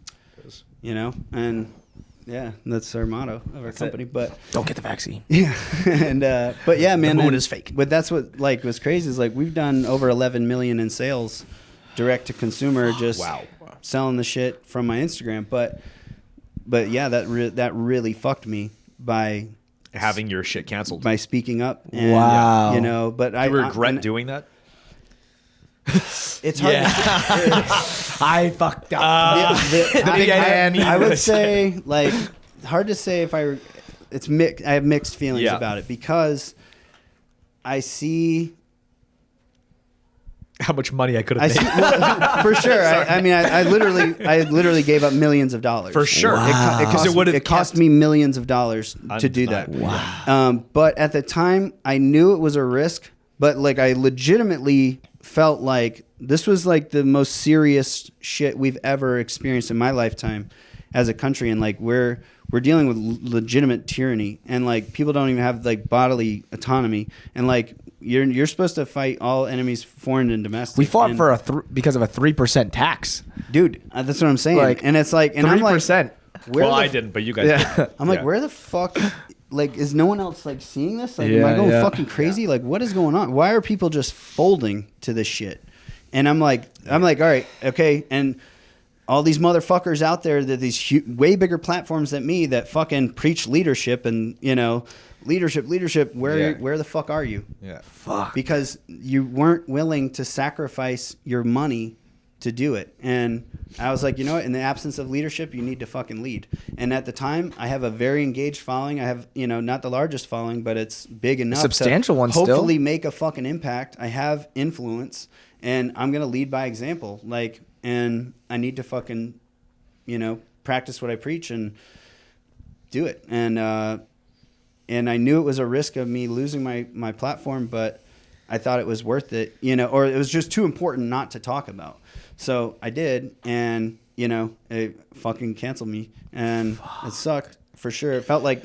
Was there like a specific sentence that I posted a video? I'm gonna blow up. I will bomb a plane. I mean, I definitely. There was definitely the moments where I was very like.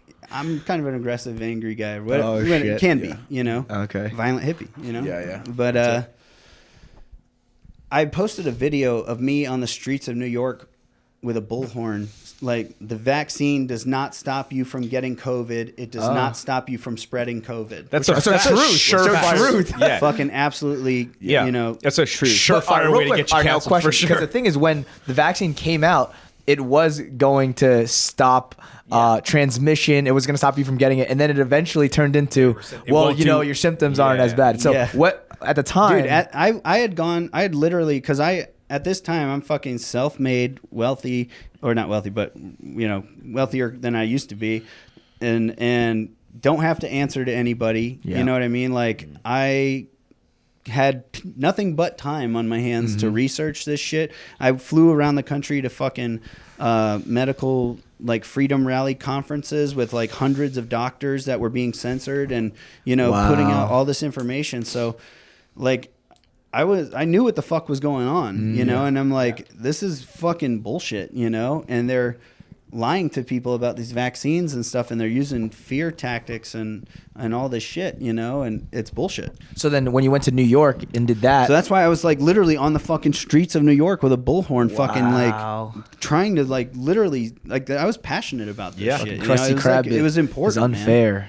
And Krusty Krab is unfair. Mr. Krabs is in there. No, like, and they that an episode fucking of SpongeBob? deleted me, man. And it sucked because like, and it really sucked because when I got deleted, I was like, I felt like my fucking house had burned down. And it was like 5 years of building this fucking Instagram up from scratch, that following, from nothing. especially back then, 370,000 followers, and I was verified before it cost $10. Yeah. And it was like a big, powerful fucking tool. it's a big following. And especially back. It's like And inflation 3 years with ago, followers, like 3 years ago, that amount of the following is algorithms were insane. not like they are now, and it was very fucking powerful. And the next day I started another Instagram, and it got up to 60,000 followers, and they deleted that one. Wow. And I started another one. It got up to like 35,000. They It always deleted that hacks one. down. It's like half as big every time. Yep. That's And insane. then because every time I lost followers, like not all of them knew it. Because so they don't how many check people all the how many time. people do you follow on Instagram Exactly. that You're you not don't gonna- you wouldn't know if If they a just count goes all of missing, a I'm sudden, like, unless you fucking look at it every day or Yeah. something, it's like you're not gonna know. So literally to this fucking day, I have people DM me and they're like, "Whoa, what the fuck? I had no idea where you went. Like I thought you just deleted your account or something." Or, So at the and like they just like happen to think about something I said or did or whatever, like, and "Oh, then they what look happened to me that up. guy?" Yeah. And man. So I'm on my 5th fucking account, and I'm at like almost 60,000 followers now. 60,000 at the height of your first Instagram was what? 370,000. wow, almost 400,000. Wow, bro. That's insane. Yeah, man. And it was like I said, 95% of our sales came directly from. I paid $0 for advertising. Wow. And now it's just like, dude, we're fucking on the struggle bus for sure, because that really fucking cost me. man. Are you guys in stores?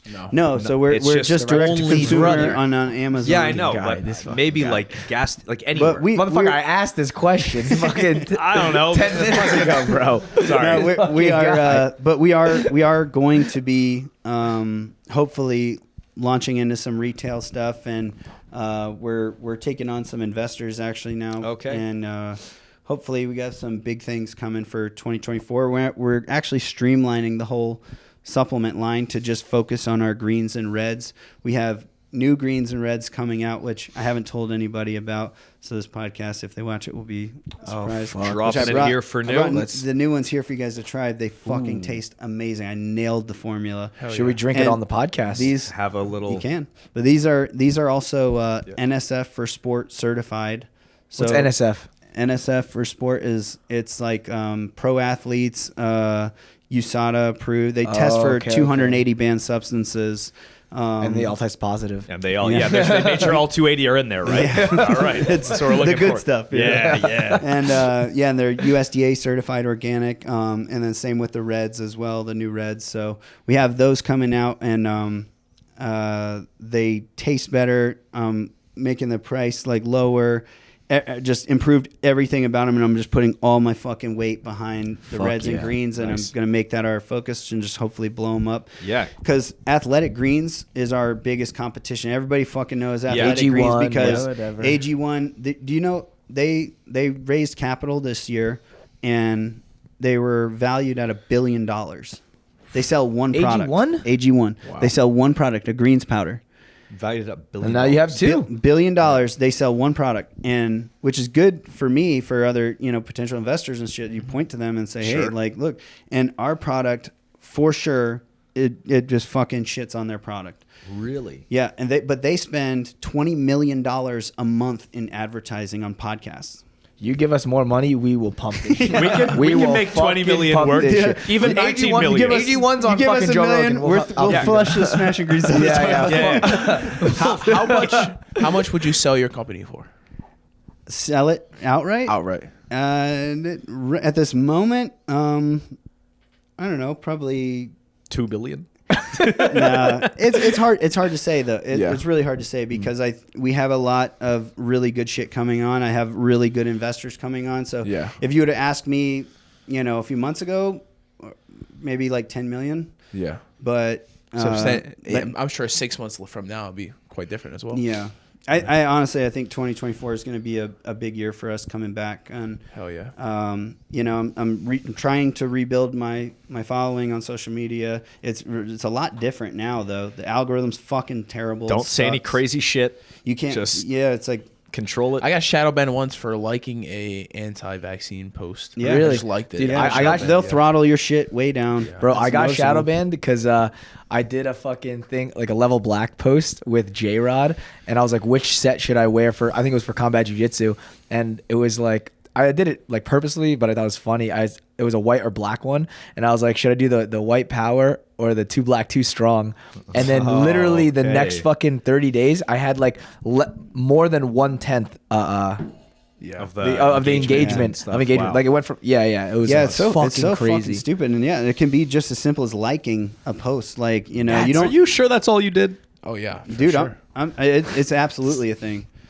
It's absolutely a thing. They'll fucking crazy. throttle your shit down. That's like crazy. if you follow certain people, if you it's a fucking nightmare, man. Yeah, you have to type like the name out like exactly to fucking get it. Like if dude, there's like a typo, that was me it's forever. That was me forever. You had to type in the name and to the last fucking so digit, and fucked, then I would man. show up. Yeah. And So fucked. And like people all the time would message me, "Hey, Instagram just unfollowed you for some reason." That's wow. happened too. Yeah. That's happened to me happened to too. you? That's happened to me too. Exactly. People are like, I didn't unfollow you. And I was like, what? They're just saying that. Yeah. I was messaging them being like, why'd you unfollow me? Oh, bro, Instagram I did it. swear did it. Instagram, yeah. Yeah, I know. So That's crazy. yeah, it's been a fucking ride. It's been a ride for sure, But New Year's looking good. it's all right. Yeah, no, Yeah. I'm excited. We got a lot of good shit coming down the pipe, so I'm excited about that. Fuck. All right. This is going to be a big turn, but this is a question that like I have in my mind. Fucking what does it feel like when you're in a gunfight? Like what like cuz and also if you don't mind me asking, is that okay? Yeah. It's okay. Like what the fuck is that like? Like is there Panic is never good. right? Like you got to fucking stay focused. And it's like I also hear apparently like bullets don't sound like fucking bullets, they sound like snaps or Firecrackers. whatever, like fucking Firecrackers, huh? like Sounds like firecrackers yeah, fuck. Like what snapping over your head. the first one you ever got into, like what was how did you feel? What were the emotions, or like no emotions, just fucking No, it was definitely not no emotions. But yeah, I remember my first gunfight. I was, in the SEAL teams, you are heavily prepared to go to war. I mean, we are definitely lucky in that sense. We are extremely prepared. Whereas like the Marines, we had former Marines that were in our SEAL teams, and they said like we shot more rounds in one trip than they did in an entire year. Fuck. And and that was just like we didn't think anything of it. That's just our standard, SEALs. we just shoot fucking unlimited time. ammo.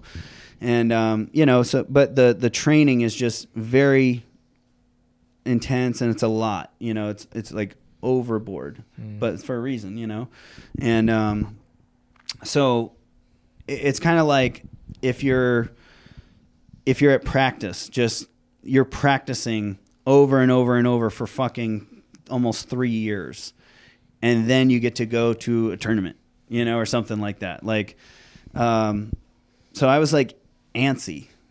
When I got to Afghanistan, I was just like, I can't fucking wait. I've been practicing. doing what you're fucking I've been practicing trained to do. war for fucking years now. Finally do what you're trained for. for. And I'm like, I want to fucking go do this shit. I want to go fucking get in a gunfight. I want to fucking, do the thing. I want to be a SEAL. And so I was like really antsy and like excited and anticipating it. And it didn't happen for, I don't even know how many missions we went on, but it was like I remember the first mission I went on. Well, even before that, I remember flying to my base, like where we were. We were the furthest outpost from any major base in Afghanistan. We were way the fuck out there, like no running water, no nothing. Like holy shit, yeah. And Wi-Fi. But I remember, we had Wi-Fi actually. Oh wow, really? Yeah. Oh shit. Generators. I feel like they have to have Yeah, we had Wi-Fi, bro. generators. You gotta fucking have that shit. Yeah, so not so bad, right? But nice. watch water on YouTube or something. It's fine. Trust me, that would have sucked so much worse without Wi-Fi. I'm sure. You're goddamn right. You couldn't like being a Marine. Yeah. You're like, yeah, it must be nice. Must be nice to have Wi-Fi. Yeah. Yeah. Would have been sick. Cold water. Yeah. Well, Derailed this fucking shit. But I remember flying there in the helicopter. We went to the place, like we went to our base at like midnight, and so we were flying. We were flying through Afghanistan in the mountains, at night, and I'm on night vision, like looking out the windows, the fucking helicopters, and I'm like, holy fuck, like, because I'm 21 years old. And I was 21 years old. 21 years old being okay. Yeah. And I'm like, dude, I'm fucking kitted up in body armor, got my gun, I'm fucking like just as night real vision. as it gets. I'm like, on a fucking helicopter flying through the mountains of Afghanistan, like on a mission. holy fuck. Like Wow. this was just going to my Didn't to even do my- anything yet, my, just that's forward still so operating base, cool. Fuck. But I'm like just looking out, and then all of a sudden the fucking door gunner of the helicopter's and I'm just like, oh shit. With like the goggles on. I'm like, where they at? Where they at? What's going on? And I'm like on comms. I'm like, what's going on? And they're like, oh, that was just test firing. Oh. And I'm like, oh fuck, Don't do that. I was like, damn, I thought we were like getting into this shit already. Like this is fucking wild. And Everyone else and is then like, bro, calm the fuck down. yeah, and then like we get to our base or whatever, and He just starts shooting. I got him. Shoots the helicopter pilot. He's a traitor. Dude, I almost got shot on a helicopter by our fucking partner force. Oh my god! In the air on the way to a mission, fucking midnight. What the fuck happened? Yeah. That dude like just accidentally discharges machine gun like right next to my feet. But nothing worse than accidental discharge. Yeah, right. But no, so we were flying there. We get to our base. They just got it. I hate when that happens. And you see how the delayed reaction? Fucking. Yeah. The worst The worst thing that could happen. So we get premature discharge. we're at our base or whatever, and like we're going on our first mission now, my first actual mission, and I remember we were flying. We flew by helicopter to our spot, and we land. And I get out of the helicopter, and it's fucking pitch black, and I'm on night vision. Get out of the helicopter, get into PZ posture, which is basically what you do when you get off the helicopter. It's just like and I'm thinking, yeah, Shit's about to go off. dude, I'm thinking like Saving Private Ryan type shit, Black Hawk Down, like, and I'm like on my way, just getting ready to get out of the fucking helicopter, just pumping myself up, like I'm fucking ready for this shit. They're like, okay, Let's we are fucking safe at the go. base. Go to your room and sleep. No, this was on my first mission. Okay, My actual okay. first mission. So we get out, and I get out of the fucking helicopter. I'm just like waiting for the gunfire. I'm just like, in my head. Yeah. And the helicopter takes off. It's just Nothing. nothing. Silence. Nothing. Wow. For fucking hours. Oh, so real quick, how long do you wait in that fucking that what's it called, PZ posture? They Yeah. say. Dude, And- I can't tell you. That's fucking Oh, close. so is it? Oh, no, I don't fucking know. I mean, it is giving away tactics. No, he's if I talk colorblind. Don't about tell him. that. He's I'm for the enemy. Yeah. Yeah. But for a long time, you're there, and then you go about doing your. For an amount of time, you're there, and then you Okay. move on. but How long ago? Plus or minus? No. but Give or take. Blink. Yeah, no. So, but my mindset was just thinking like, "Fuck, this is gonna be crazy, wild gunfight." You know, I'm just ready to die. Let's go. I'm ready to die. And it was nothing. Oh, fuck. And it was just like very, very fucking boring. And then the sun comes up, and I'm just like, okay, when the sun comes up, we're gonna fucking just get after. That's when it'll go. And then like the sun comes up, and I see like people starting to come out of their little mud huts and stuff, and yeah, it's just like farmers like doing their little chores and stuff, and I'm just like, You guys want some freedom? I'm like, this is gay. They're leg locking each other. They're pulling. They come out and they're leg locking each other. so they're doing that gay shit here too. They have Instagram. Oh, They're vaccinated. How many missions in before you found your first gunfight? That's what I'm saying. It was probably like, maybe like 10. Wow. But we were doing a lot of missions, so it was not that long. Wow. So I mean, sometimes we would do 2 a day. 2 missions a day. Yeah. Oh, Is that the same with the Marines? It takes a while to find action. No, I was there for the invasion, so we found action really fucking quick. It was As soon as we crossed from Kuwait into Iraq, there were firefights. What was attack on hill? What was like your first situation? What went through your head? How was that? I mean, like he was saying, it was just like training. We were set I up. haven't even talked about my first. Fuck yeah. I haven't even talked about my first yet. Yeah. It took a while, but finally a chick liked me. I called them all gay. Premature discharge. No, we were in an overwatch position. So we set into the defense at night, and we were in an overwatch position.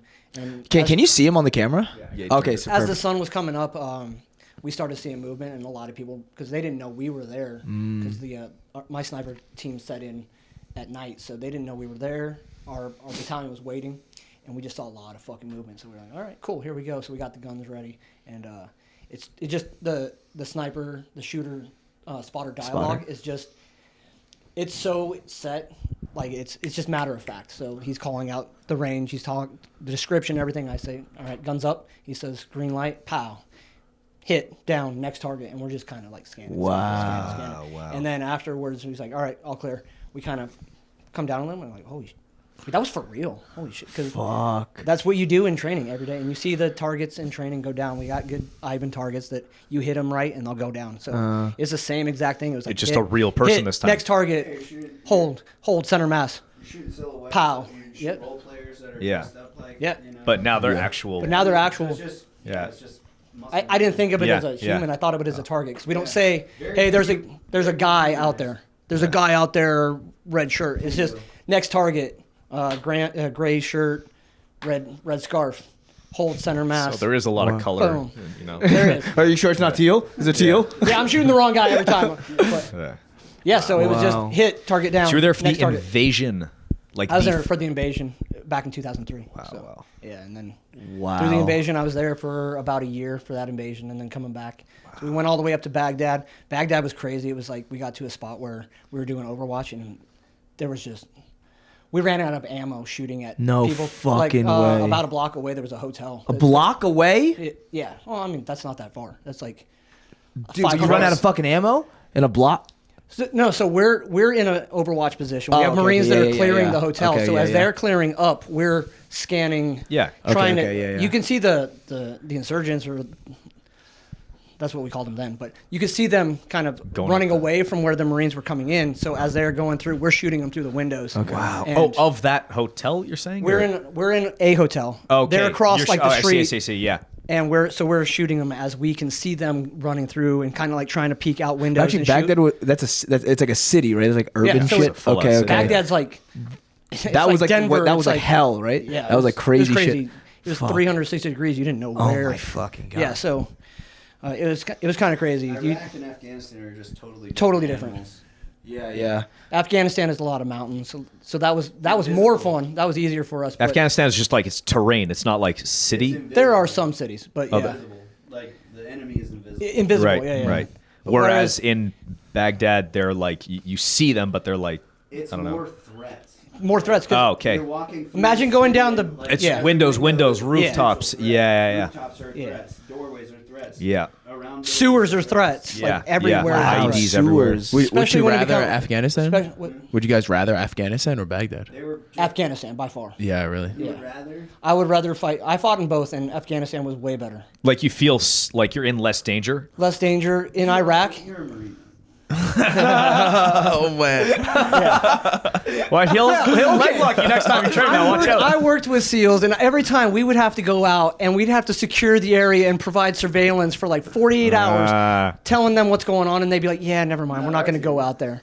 And then we'd come back and be like, we were out there by ourselves, like. Okay. I'm serious. "Huh?" I mean, it was different. Grapple about it. Leg lock me. It was different. Like, here, hand that mic over. No, like our team, like there was, less than 20 of us, and we were the first, like I said, furthest like post from any major base in Afghanistan. We were the furthest ones, and like we set that up, like, and then 6-7 months into my deployment, we moved fucking 13 miles north and restarted. So it was like literally sleeping on the ground, like sleeping on a fucking, parachute for a blanket, and then like setting up tents, building HESCOs, filling HESCOs. What's a HESCO? HESCO is like this big thing that holds dirt, and it makes it like a Shield barricade or something. Okay. Like, It's like it becomes your walls. It becomes your wall. Okay. shield wall. Yeah, it becomes your walls or whatever. But yeah, no. So like, so my first gunfight when like I said, I was anticipating it. I was antsy for it to happen, but then like, you can get complacent quick, when shit, like I said, Shit it was hasn't probably happened. our 10th mission, and like shit's not happened, and You're just like, I guess this is it's like gonna be motherfucker, calm, man. yeah. Like, what's going on? Like, you're wanting it to fucking happen, but like, not going and off, yeah, it's like nothing's really seeming like it's going to, and so you can kind of like, it's easy to, like I said, get complacent, but complacency kills, and so you got to try not to be that way. But I remember when it fucking first popped off in my first gunfight, it was like RPG goes off, fucking machine gun fire, and I'm just like, oh shit, it finally fucking happened. down. God damn, finally, I was like excited. Yeah. And, and then all of a sudden I went from like excited, like, fuck yeah, let's fucking do it, and all of a sudden my leg was like shaking, like uncontrollably. Oh, shit. Like, Wow. and like my body like knew, like, hey motherfucker, this is real. Yeah, you could And die. yeah, and then like it kind of dawned on me, like oh fuck yeah, this is fucking real, and these rounds are fucking very close, and this is not a game. And then it kind of just shifted in my head. And definitely, like, I remember like being like kind of like not overwhelmed, but like just hyper, like like I was like talking erratic almost, like oh, they're right there, like and it was like, all right, I need to calm down, like calm down, like and reel it fucking in here, yeah, reel it in, and I did, and and ended up like actually got an award for my first gunfight, which was kind of cool, but because I was more like just concerned when you're a new guy, especially, and you're in that mindset of being a SEAL, like as a new guy or whatever, you just don't want to fuck up, Yeah. and like that's like something serious, like a gunfight or whatever, and I'm just like, when it was all over, I'm just like, did I do everything right? Like, Yeah. I'm like, fuck, like, and Just don't fuck up. That's pretty well, I much mean, it. because it's like the stakes are fucking super high. Yeah. It's life or death, man, and like so it's no fucking joke, and so yeah, it's like, yeah, just want to make sure I didn't fucking do anything like stupid or wrong or whatever, and it's just so like it just happens, and then when it's happening, it's chaotic, and yeah, it could just be like, that was wild, So definitely not like,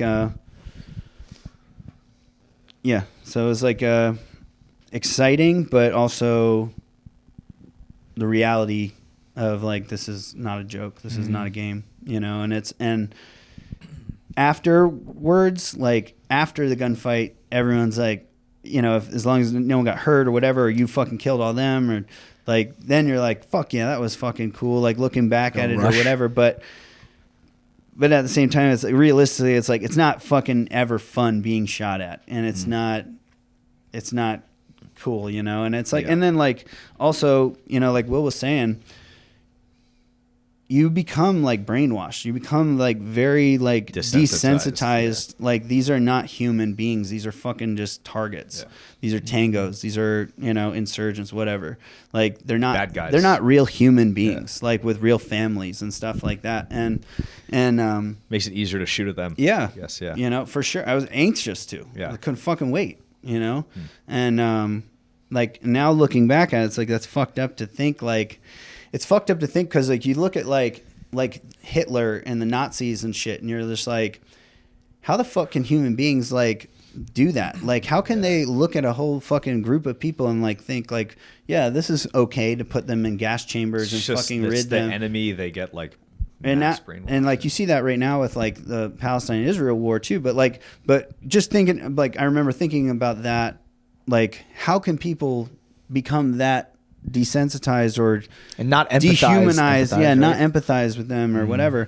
But then I look back and I'm like, that was me, like, you know. But because you're fed this narrative, like you're doing good and like you're the good guys, these are the bad guys, and it's not black and white like that. And we never called them Afghanistan. Afghanis, it was ragheads.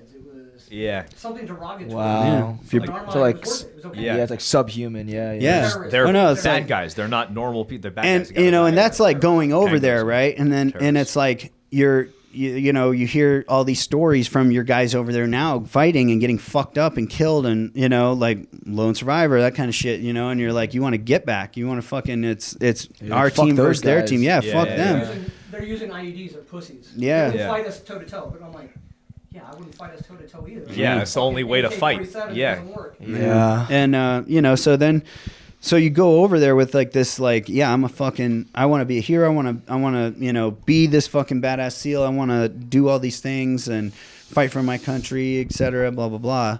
And then like when you're over there and you get into some fights and gunfights and, you know, people fucking step on IEDs, like lose their limbs or whatever, then you're like, fuck these motherfuckers, man. I want to fucking kill all these motherfuckers. And then you really start to dig deep, dehumanize them. Yeah, wow. You know, and these are not fucking people. And it's like, yeah, you get to that mindset of like, dude, these are fucking terrorist eggs. These aren't kids. Oh, wow. Wow. You know? Yeah. Like it can get that fucking dark, you know? That's crazy. But like, it's like, wow, like that was my mentality, you know? Yeah. And it's like, and I'm like, consider myself like a pretty smart guy or whatever. And like looking back at it, it's like, no, that was brainwashed. That was like propaganda and like, you know, and then like you're obviously like emotions of like wanting to protect your boys and for sure and get revenge and all this shit. And it's like now I look back at all of that and I'm like, that's so insane.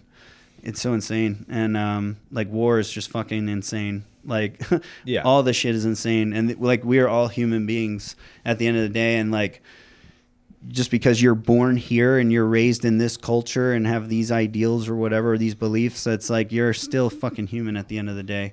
And like, and I remember thinking that at one point while you're out there, while I was out there, like, because I was still excited to get in gunfights. I was excited to fucking, you know, kick some ass and, you know, do all that shit.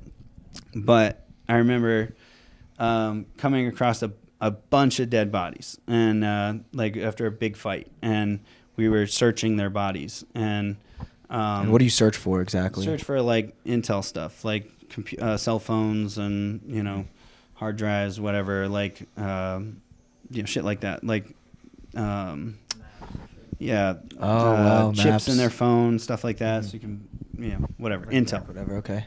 Or take their guns and, you know, weapons off them. They might have IEDs that you can like study, like how they're doing shit, you know. Okay. So anyway, like we got in this big fight, killed a bunch of people, go over and like searching their bodies, and I just remember just like that was like the first time that I was like in just piles of dead bodies, and it was like, you know, how old were you too? 21. Wow. And I remember just thinking like this is like a pile of dead bodies in Afghanistan after a gunfight. They killed them. Yeah. We were in a fight with them. So you guys fought them. Yeah. Then went over there and looked around. Yeah. Okay. Wow. Yeah. So that's like pretty standard. Like to go, you know, and yeah, so battle damage assessment basically, and you go try and gather intel and all that shit. So anyway, like I remember like looking at these like just fucking mangled bodies and shit, and it just like they don't even look real, you know, and I remember just thinking like, wow, this was a human being like a couple minutes ago, but now it's just this fucking sack of matter, like this just sack of meat, just completely fucking dead. There's zero difference between this and this fucking inanimate object. Wow. It's just the same thing. Yeah. And they just did not look real. I mean, half of their fucking heads were gone, like blood, guts, brains everywhere, you know. Smell, probably. Oh, yeah. Horrendous. Shit, piss everywhere, you know. And I remember that was kind of like an interesting moment, you know, and I was like thinking like, yeah, this was a fucking human, you know, and then thinking like, man, I bet this person like probably like kissed their fucking kids and wives, you know, and like probably thought they were gonna come home tonight or whatever. Had some and aspirations in life, maybe. Yeah, you know, and it's like these dudes, like, now again looking back at it, it's like these guys were just fucking like probably dudes that were just like, fuck these guys in our country. Like, it's like how many of us would do that? Like if people came to our country, exactly. For sure. like, well, if fucking China came over here, you would fucking do the same fuck thing. you. Oh, Yeah. You I'm know? going to Canada. So it's like, so it's like I had those mindset, like those thoughts and shit, and I'm like, man, it's fucking.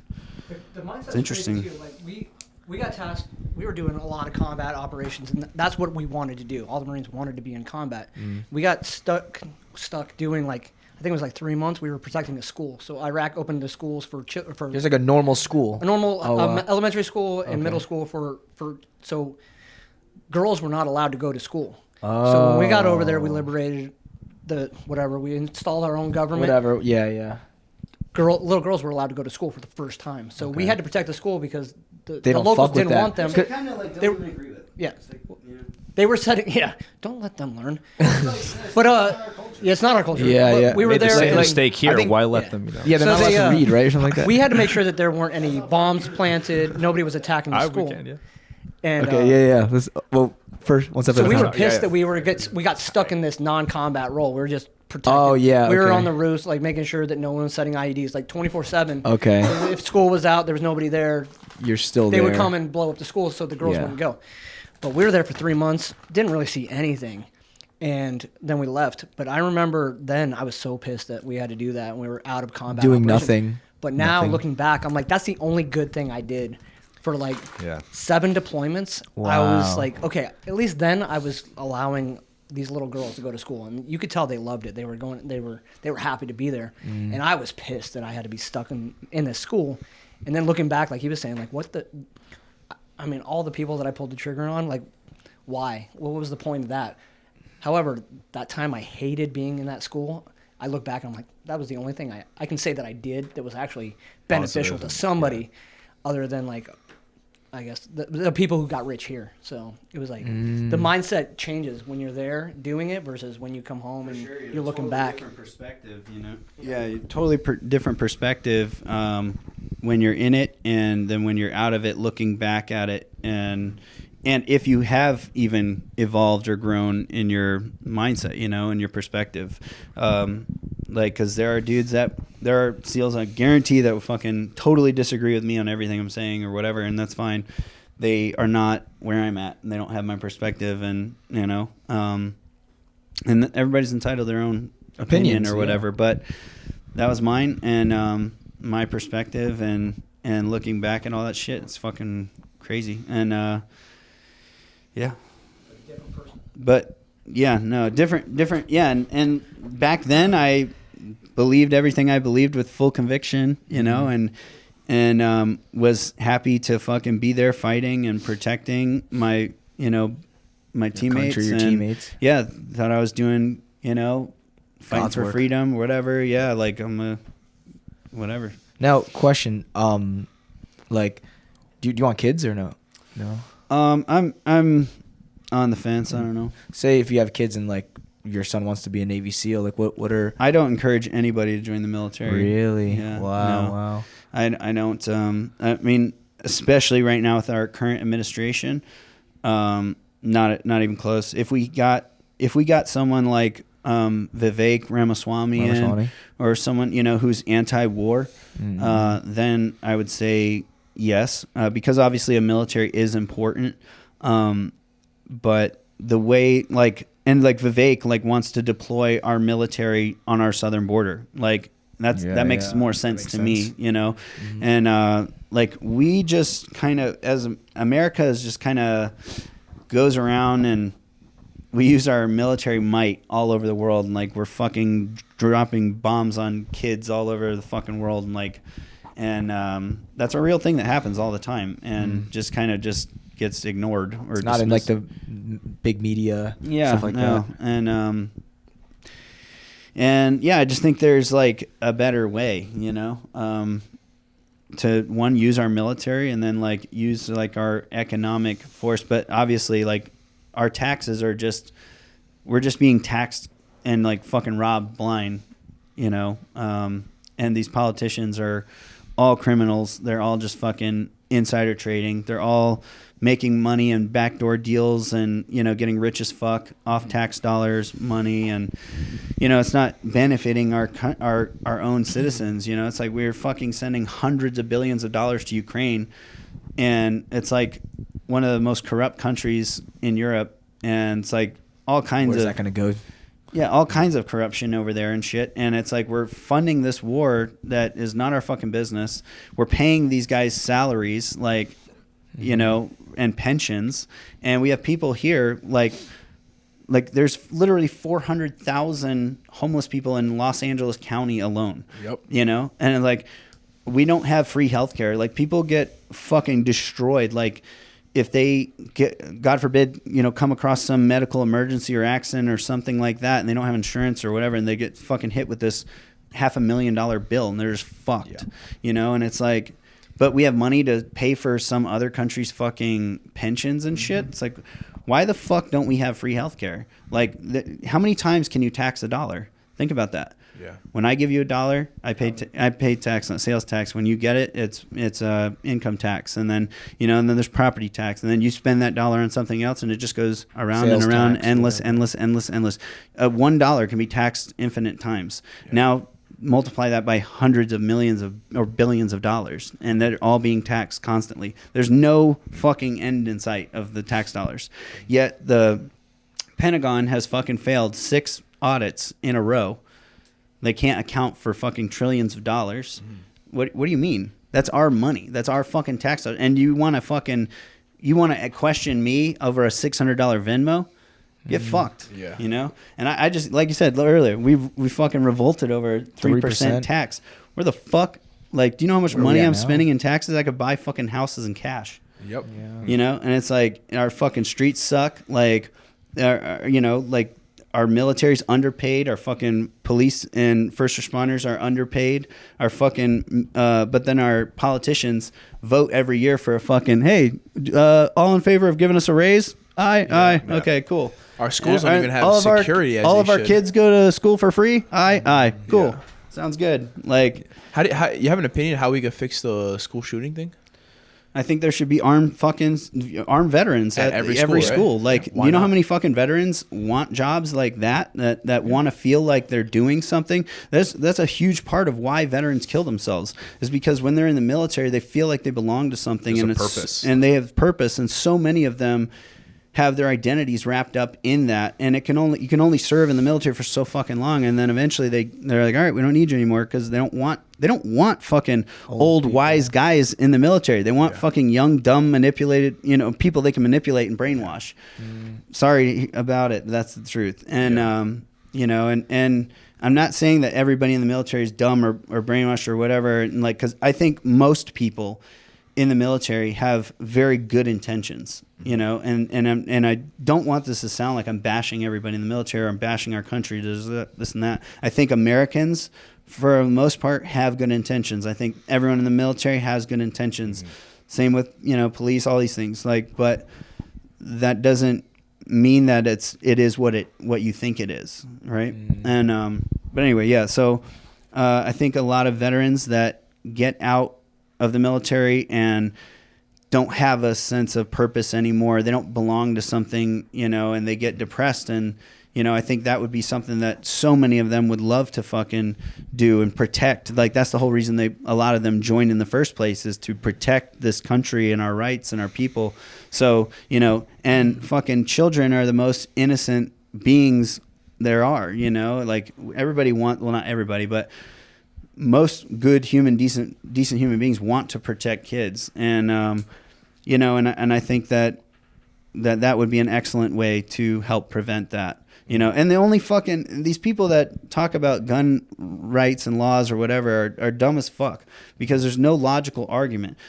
Law-abiding citizens the gun laws are only going to affect law-abiding citizens. I'm pretty sure it's illegal to fucking do a mass shooting. Yep. I'm pretty sure it's illegal to, you know, murder someone. They don't fucking care about laws. Yeah. You know, so like use some goddamn logic. I cannot fucking stand arguments with zero logic. Like, and if you can explain your logic and I can follow along, I'm all for it. Mm-hmm. But if it like, and then the problem is most of these people, liberals, you know, usually it's their arguments are based in emotion and not logic. I think you should also allow, I'm not saying force, but allow teachers to carry. If I am going to be stuck in a room with you, I have a fire extinguisher if there's a fire, but I'm not a fireman. If I go get the training and I say I'm capable, I'm competent, I should be allowed to have a firearm in case I need to protect my students. Everybody wants to say, well, they're not paid for that. Well, I'm not paid to fight a fire either, but every single teacher is the last one out of the room during the fire drills. Allow the same thing. If I am a student who wants to shoot up a school and I don't know what teacher has a gun and doesn't, that's going to persuade me to say, I'm not going to go through that school. I'll go through another one. So I could also see how many fucking gun shops have been shot up? Right? Yeah. Not fucking one. I guarantee it. Yeah. Yeah. No, You know, but a school gun-free zone, you know, with fucking all these innocent little kids, like those are just targets. Like, and these people are fucking mentally ill that do that. You're not a sane person if you're shooting up a school. Yeah. You're fucking absolutely insane.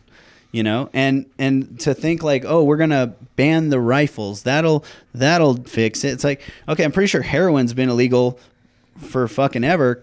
Yep. How many people do heroin every fucking day? Yeah. I could go get heroin right fucking now. Yeah. You know, like it's illegal though. It doesn't make any fucking sense. And I'm pretty sure if I wanted to drive my goddamn truck through a crowd, I could kill a lot of people. But the laws aren't going to stop you. You're going to ban vehicles. Actual implications. No, it's like there's no logic behind that. But yeah, I got all kinds of fucking solutions to all these issues. If I run Mitch Aguiar for president. Yeah, that's Mitch it. Aguiar. I got all kinds of fucking solutions. Hell yeah. Fuck. But anyway, so Hell Week started, right? So started Hell Week.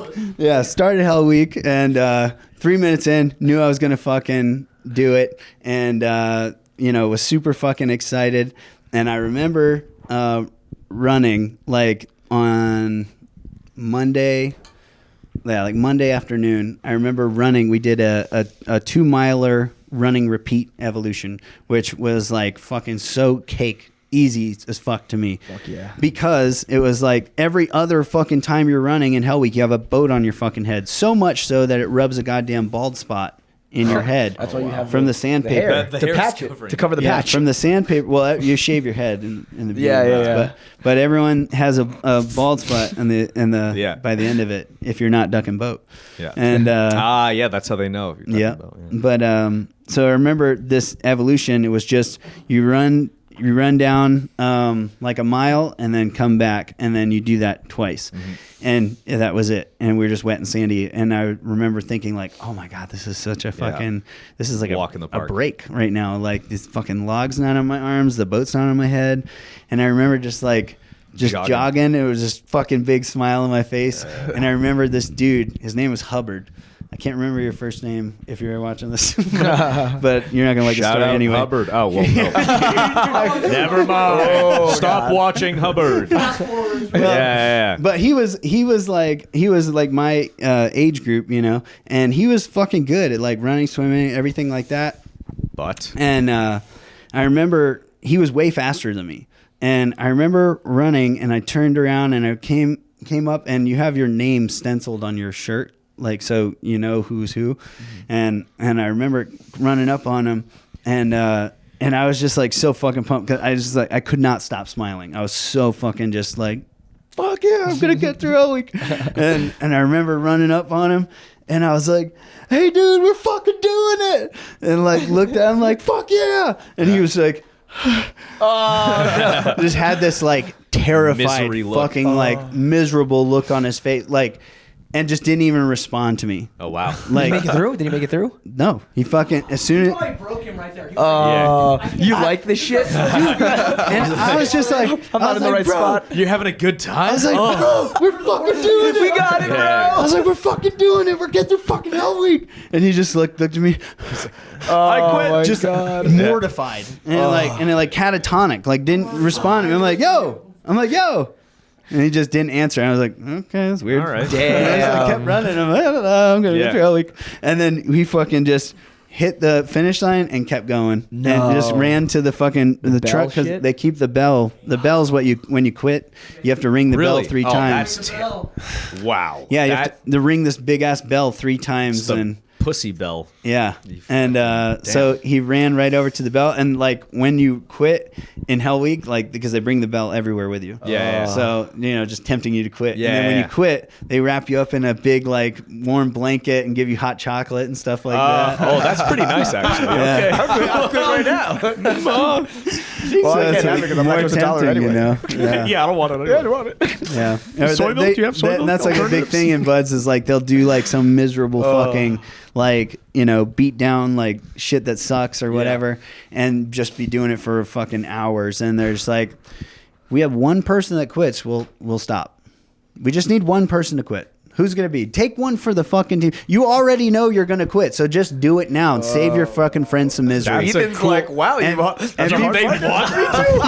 I mean, maybe it's a test. Maybe they're looking for one Braves. I'll do it for the team. Yeah. Maybe they'll think I'm honorable. Yeah. They'll, like, go quit. Maybe the guy who quits gets to go to the next round or something. Like Squid Game. Squid style. Game. Exactly. Yeah. So real quick, I do have a question. So like, what do you think this mindset comes from? Like, do you think you were born with like, or the SEALs were born with this mindset, or were they raised differently? Because like I feel like granted, you know, obviously we just fucking roll around in jiu-jitsu, but like there are a lot of people that It's a lot harder that what we can't- do, you know. there's a lot of people that can't fucking. They don't have like the dog. I guess that's what we fucking call it. I don't That know. no quit like that Why fucking. with SEALs, like, why do you think some people can make it, some people can't? Do you think they were born that way? Like, do you think you were born with this mindset, or like your dad told you growing up, like, fuck, don't be a fucking pussy? What do you think it is? So I can only honestly, obviously speak to my personal experience and perspective. So I personally think that the way I was raised, you know, had a huge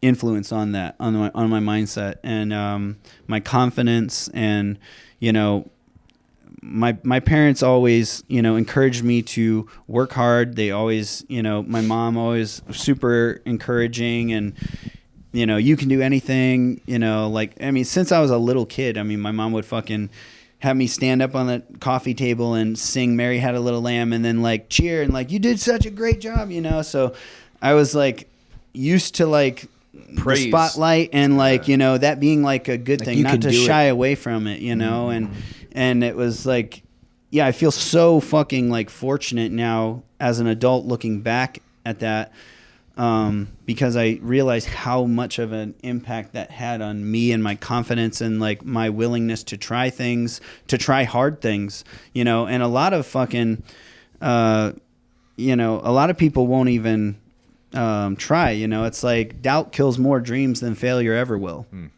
you know. So I've never been afraid to try shit, and you know, you'll surprise yourself sometimes when you just try shit. And so I encourage people, you know, out there to, you know, if you're on the fence about something, try it. And, you know, but again, like, I didn't understand this or even have this perspective until I was older and looked back at it like, damn, I was so fucking fortunate and lucky to have the parents I had and the messages that they instilled in me, or the lessons they instilled in me, or the mindset that, and I just, when you're a kid, you just kind of assume that everybody grows up this way. Like all your parents are the same. Yeah. And then it's not till you're like older and you start to meet your friends' parents or something, or really as you get older, then you like hear about stories about people's fucked up childhoods or whatever, or you experience it yourself, like friends of yours. And then you're like, oh shit. And like, I guess I had it pretty good. Yeah, fuck. Like your parents suck, And then like those fucking damaged people, and then they become just damaged adults. Yeah. And like as a kid, you think all adults have their shit together. Yeah. And then but then you're like, oh wait, no, these are just kids that grew up and are older now, but still have no guidance, no fucking clue what's going on. And getting vaccinated and shit. Yeah, no, so it's like, wow. It's pretty wild. Yeah. And so I feel very fortunate with that. But like, and my parents were also very aggressive, and that like has a huge part of who I am. What are you talking about? They were very like encouraged protectiveness. My little brother was fat growing up. He was a year younger than me, and like they were like, hey, your brother's gonna get picked on in school, and if you fucking see that or even hear about it, you need to go over and fucking just attack that person. Wow. On site. Like, and Fuck. if I don't care if you're in the principal's office. That's really cool. Yeah. And they were like, I'm fucking serious, and if you don't, you're going to get fucking an ass whooping when you get home. Wow. Fuck and yeah. I feel like I got to fuck someone up today. Or else I'm gonna get beat so I up grew up fucking fighting. Wow. And I took that shit to heart, and I did it all the time. And, and I just became protective, and that like spilled over into obviously my adult life and probably, everything. Yeah. So, yeah, I mean, I'm very, very, very, very thankful and fortunate for my parents. And so the mindset of like, I can do this, because I'm not special in any way, like I'm really not. I've just attempted things, and like I said, I didn't train for the SEAL teams. I just fucking showed up and did it, and then gave it my all and got it. I signed up for fighting just for fun and became a champion, 10-time champion. I, went after a business, and, it's a fucking multi-million-dollar company. Oh yeah. So it's just like, trying to make America a better place, I get canceled. Yeah. Sometimes really, when it comes down to well, I haven't obviously been through BUDS. I'm not but I went through the MARSOC ANS, which is the Marine Special Operations. So it's like a watered down BUDS. But I think anything that fighting, you have to have a why. Like your why has to be greater than the how, than what they're going to do to make you quit.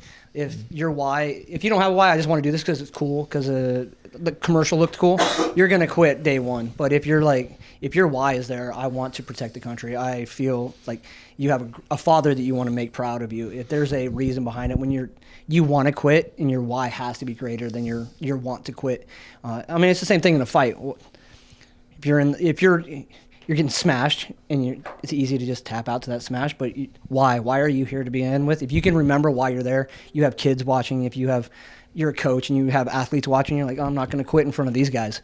Your why has to be greater, and every single day, unless you're having a smile on your face running through BUDS, I guess. Every day, you have a million reasons to quit.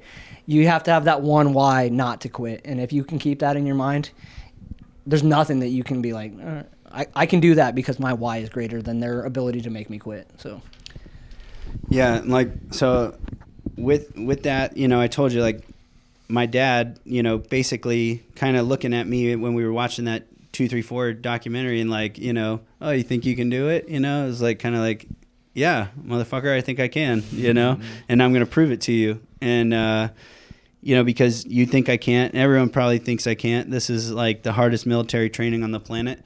So it was like, yeah, I'm going to fucking do this. That was like even my more reason focus. And then, like I said, yeah, Hell Week knew it was going to fucking happen. And I talked to my dad beforehand, and he said, like, I want to hear you on a phone call on Friday, So went all the way through fucking Hell Week, just smile on my face, pumped, couldn't fucking wait.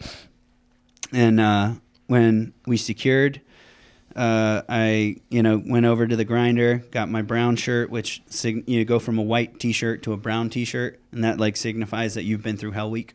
And so that was like fucking super like meaningful. And then then everyone who finishes Hell Week, you get a 64-ounce Gatorade and a whole pizza.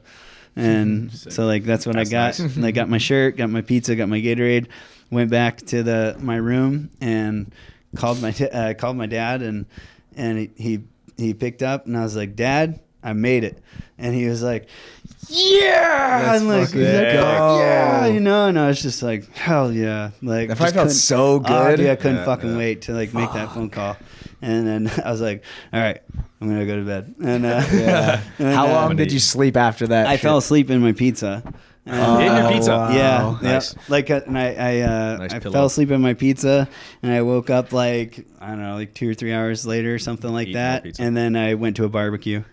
And I went to a barbecue with a guy who had quit. No. Yeah. He was the first guy to quit in my class. But I was really good friends with this guy, and he's actually a SEAL now. But you should try it again. Huh? Yeah. I won't say his name. He knows who he is. And but we were really good friends going through. We actually went through boot camp together and everything. And he was at the time he was married to this crazy fucking older chick, and she was crazy as fuck. And this dude was a stud, and he had a good mindset, fucking stud of a dude, like, and knew he could do it physically, you know, and mentally. Like, he was a solid dude. So there's a rule. If you quit before first phase starts, so if you quit an indoc or PTRR or anything like that, you can't come back. You can't try again. But you can, if you quit during bud or first phase, then you have like to wait 2 years and you can try again. And a lot of guys, like, it takes them like 2-3 tries to get through. So, and I remember he was like, she was fucking driving him insane. And I was just like, dude, this fucking bitch is going to make him quit, you know? And I remember him like wanting to do it. And I was like, bro, I was like, you can fucking do this. And I was like, this bitch is fucking crazy. And I was like, you're going to eventually leave her or whatever. Like, that's not going to last. Yeah. And I was like, this was 2 weeks before first phase. So we were in the indoc, and he was like saying he wanted to quit. And I was like, dude, don't fucking quit. I was like, trust me, do not fucking quit. Just wait till first phase. Just wait till first phase and then fucking quit. So if you have to quit so you can come back, because you're not going to be with her. And he was like, all right, man. All right. And he, you know, because like I said, he was a stud. He could physically do it, you know, no problem. He just didn't want to deal with her. And so he managed to stay for 2 weeks, which, if you want to quit, you know, and you're like ready to quit, that's so much enduring harder, 2 weeks of buds sucks. So it was like fucking cool that he did that. But then, yeah, like literally day one of first phase, he's like, I'm out. He was the first one, just waiting, ready. As soon as the instructors came around the corner, he was standing there, ding, ding, ding, I'm out, see ya. Dang. And dipped out. Took his chocolate milk and blanket. He left. And he didn't even. He wasn't even wet and sandy. He was just ready to go. Oh, wow. Ding, ding, ding, bye, see ya. And I was like, fuck, man. Sure enough, fucking ended up leaving that chick or whatever. Okay. And 2 years later, came back, fucking went through, made it through, and became a SEAL. And it was funny. He became a BUDS instructor too. And then I had taken my chick to go see BUDS training and stuff. And he was a BUDS instructor. And like, we were standing up on the hill, and I'm watching just the BUD students get their fucking asses beat and stuff. And he had them on the beach doing inchworms. So they're on the beach face first with their arms by their side, and their bodies like this, and they're having to just inchworm like that through the beach. And just like, it just sucks. Oh my God. And he's just having them do that. And I was just up there like looking at the class or whatever. And he was like, Mitch Aguiar, is that you? And I was like, what's up, man? And he goes, oh shit. And he like came over, and it was really cool. Got to see him again. And then and it was funny, like, cause like the kids in the class were like, mindset is everything, don't be a pussy. Like a bunch of them were fucking followers of mine. Yeah, that's fucking awesome. It was interesting. That's fucking cool. That's sick. So funny. Fuck, what was the question I wanted to ask? It was, but no, so to your original question, I don't think it's something that you're born with. I think that mindset can be developed, but I think it definitely helps if you have a good fucking family and stuff, but then other people have a totally different, like, I have no fucking family, I have no one to rely on, so that's why I fucking had to step up, you know. So it's like totally case by case, you know. Yeah, everyone's different. I guess 2 questions then. So, it doesn't seem like it for you, but was there ever a point in time where you're like, fuck it, I'm gonna get out of here, I'm ringing that bell? Did it cross your mind? Yeah, it crossed my mind once. Not so much like that. It was just like I was so fucking cold. I was so cold that like we were doing this jet ski swim. So they parked this jet ski out past like the breakers, you know, the waves coming in, and we were wearing life jackets and camis and boots. And we had to swim out there, which is fucking hard to do in a life jacket and boots.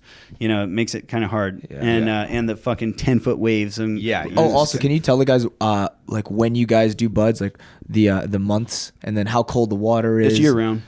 Okay, when did you do it? I went through a winter class.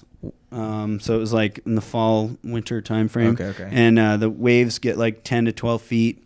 And the water's like anywhere from like 52 to 57 degrees, you know, somewhere around there. It's cold. Yeah. It's fucking cold water for sure. Yeah. And then, you know, when you get out, the fucking wind's blowing, you're on the beach, you know, so it's just, the wind makes it worse. And so we were fucking having to go out and swim to this jet ski, which was, I don't know, like a quarter mile off the shore. And so you go out there past all the breakers, and you have to wait for everyone to get out there, and then you all come back. And then, you know, that's the whole process, and you're just fucking jackhammering cold the whole time. And then you go out again, go back out again, you fucking turds. All right, goddamn. Going out again, and then I come back. All right, go back out again. Then they make you stand there and like with your arms up and just let the wind hit you for 5 minutes in between, you know, and just like get you cold as shit. Yeah, just get you cold as fuck, and you're just jackhammering, and they were just letting people, you know, if you quit, you're wrapped up in a blanket, warm hot chocolate and shit. And I just remember like, fuck, God, I am so fucking cold right now. And I was like, I'd gotten like hypothermic, and I was just kind of like just stumbling around, and they just fucking grabbed me like by the back of the neck and like shoved me, like threw me on this truck. I just felt like a rape victim, you know. Oh, you go to like the medical thing or whatever? They fucking pulled my pants down and shoved my fucking thermometer up my ass. Wow. Right there. God. Yeah, and I was just like, literally a rape victim. Yeah. Yeah, I was just like, but you're just like so fucking cold. Like, yeah, you can't do shit to like, you know. It just sucked, and I was just, yeah. And I was just like, man, this fucking sucks. And but I just didn't quit, you know. But that was like definitely a time where I was just like so fucking cold, and just was like, this sucks. Like, I don't closest you came came to here. quitting was I was like, I was like, this fucking sucks. Like, when you're hypothermic, what was what did it feel like? Like, were you delirious? Like, do you barely remember? Does it feel like you're drunk? Like, what? Yeah, it kind of feels like you're drunk a little bit. Like you know, it's hard to you're wanting your body to move, but it's like not really responding. You know, and you're kind of just like, it's harder to think. You know, but there's a part right where you get to that point where you stop shivering and actually you feel good for like a couple euphoric. Good and euphoric, and then all of a sudden it starts hitting you like, I can't. Oh fuck. Well, yeah, it's like when they freeze to death, they're like, you get euphoric beforehand, and then like sometimes people get like hot. So a lot of people that freeze to death, you'll find them naked. They'll find them naked because they feel like so hot. Yeah, they start feeling like hot, like fuck, I'm like burning up, and they'll like take their clothes off, and then they fucking shit freeze to death. Wow. Why? Is there any It's a bodily Your reaction. body, yeah. just short circuiting in there? Wow. Jesus. So there was the point where you wanted to quit, and then okay, so that was the hardest part for you, that being cold. That was just I mean, that was just like, that wasn't even the closest I came to quitting, because so like I said, dude, I was so focused on Hell Week that I got Hell Week depression. What does that mean? So that's the thing, like, where like I was just so focused on Hell Week, and so that was like the whole thing for me, you know. And then once I got past it, it was like all right, What are you going now for? what? Yeah, it's like, Wow. yeah, and that's in the beginning, you know, and it's like fuck, and that all of Bud sucks. How many weeks in is it? The Hell Week? 4 weeks into first phase, so like like 2.5 months in. 2.5 months in, and then there's still another what 4.5 6 months to go. 6 months after. Yeah. I thought whole Buds was 6 months. Mm-mm. Wow. Okay. No. And all of it sucks. It's, I mean, like technically, first phase is 8 weeks. First phase, second phase, third phase. So it's 6 months. But like I said, there's INDOC, there's PTRR, there's boot camp, fucking Bud's prep, all that shit. So it adds up. And all of Buds since from the time I like started boot camp to the time I got my Trident was 22 months. 22 months. Wow. And then That's you just a show up to your process. SEAL team and you're just a fucking new guy. Back to fucking like Back you did to all that. day And you're one. like, you're like a You fucking, show up in your fucking Trident and you're You're dressed with all these uniform guys and who you're just already like- did that years ago or something. Oh, and- I mean, yeah, you just show up and they're like, "Hey, cool fucking bird." No, they take it and off they're of you? like, "Go fucking hit the surf." And, Wow. like in your uniform, Mm-hmm. dude. Oh man, yeah. Day one, like I remember first time hanging out with my SEAL team and going to fucking checking in and all that shit. And they were like, "Hey, come out, to dinner. Everybody's going to dinner." So we go to this bar on the fucking ocean, on the beach, and go to dinner and just like, hey, we're just meeting everybody. And it's like, all right, we're meeting everybody, and then dinner's like you're just kind of on edge because you're like a new guy, and there's fucking like these war veterans and SEALs, like seasoned SEALs and shit like that, and you're just like, oh fuck, like best behavior or whatever. Yeah. Oh fuck yeah. And yeah, it's next level. And so go through dinner, everything's fine. It's like, all right, well, can we get out of here? Because we got a lot of shit to do, checking in and all that. They're like, yeah, that's fine. Go ahead, leave. And we leave, and 10 o'clock, at night, everyone gets a fucking call and text, get your fucking ass back here, blah, blah. It's like, oh, shit. All right, get back there. I mean, and you're in a civilian bar, civilian clothes, all that shit. And it's like, go fucking hit the surf in, like, February, fucking Virginia Beach. Bullshit. Cold. Really? Cold. Yeah. Go hit the surf in your fucking civilian clothes, whatever. You're like, fuck, I'm still doing this shit. Yeah. Oh, yeah. And, like, hit the surf, wet and sandy, and then come back in. No, you can't come in the bar like that. You're fucking wet and sandy. Yeah. Stand outside. Dry off. Oh, Stand outside. wow. Wait for us to be done drinking so you can drive home. Wow. It's just like, fuck. All right. That's You're a kinda fucking new guy. hilarious. Yeah. That's And hilarious. that's just how it is. It's you got to pay your dues. So is it like that until another new guy comes, or how long will that last? So That- you're a new guy until you finish your first deployment. So until you finish your first workup, which a workup is 1.5 years long, and then a normal deployment 6 months. My first deployment was almost 12. Wow. We did basically 2 back to back, and it was 11 months. And so yeah, I was a new guy for 3 Christmases. Fuck. Wow. And that whole time, it's like you are the fucking bottom of you the- are the bottom of the bottom. You are the bitch, And Damn. yeah, it's rough, And that's like all through Buds is like that, and then after Buds is all through SQT, which is another 6 months.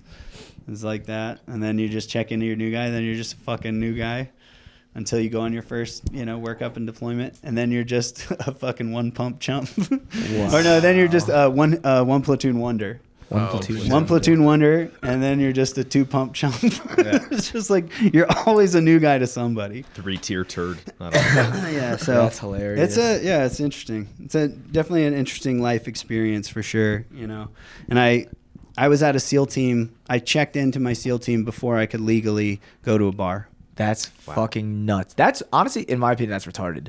I think. Yeah, how you can't drink before you you can could fucking- go out and kill. Yeah, you can die for the country. Yeah, can't- but you can't go, You can't to, go the to bar. a fucking bar. Crazy.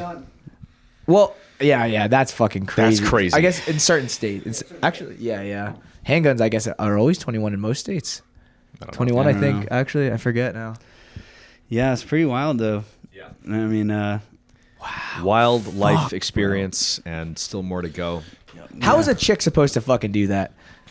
There's no way a chick's fucking doing dude, that. and like that's the other thing too. It's like I don't want a fucking chick in a combat experience. No. Oh, of because course. you as a man, you're gonna fucking absolutely Try to protect them. You're gonna try to protect the chick. Them, you know, and for sure they're gonna be fucking and stuff, and there's gonna be drama, and it's already gonna create more drama, and it's just not a good Jealousy, recipe. That's what I'm saying. Yeah, it's just not okay. Cooties. Cooties. Dude, Mitch, I appreciate you chatting with us, my guy. for This real. Damn. this was very good. I don't want this to end, but It doesn't have to. This is Damien's Damien grew up as I a would just frat say- boy. Okay, as Oh, a frat yeah, boy. yeah, as a so frat boy. him hearing about this like real life, real world hazing. And Well, that was like a frat. first tier. it sounds like a that's fucking. definitely like a frat. It sounds like a fucking. This is frat, bro. Damien's dream.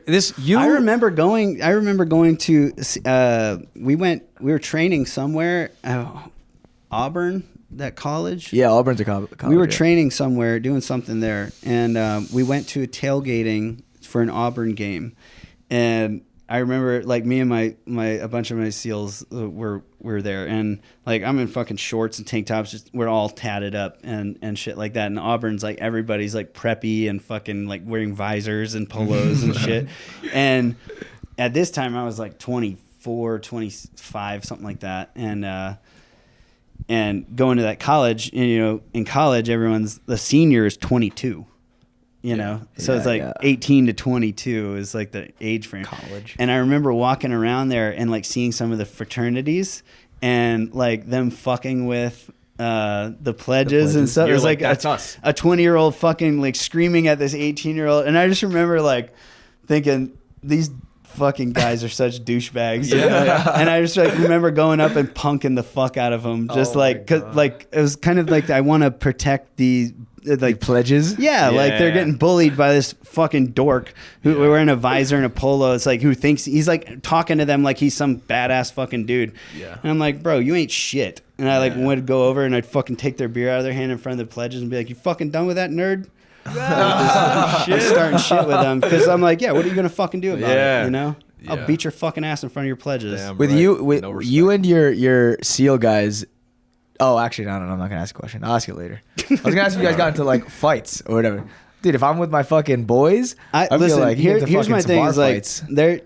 the SEAL teams are like any other thing, right? Like you guys, fucking the Dan Hard Death Squad. You guys had your internal drama, and like obviously a lot of it is spilled out, but I'm sure there's a shitload that is still in the know. If you're there, whatever. It's like anything else, man. The SEAL teams are fucking have people that don't get along, don't like each other, hate each other, drama, fucking all this shit, that, and the third.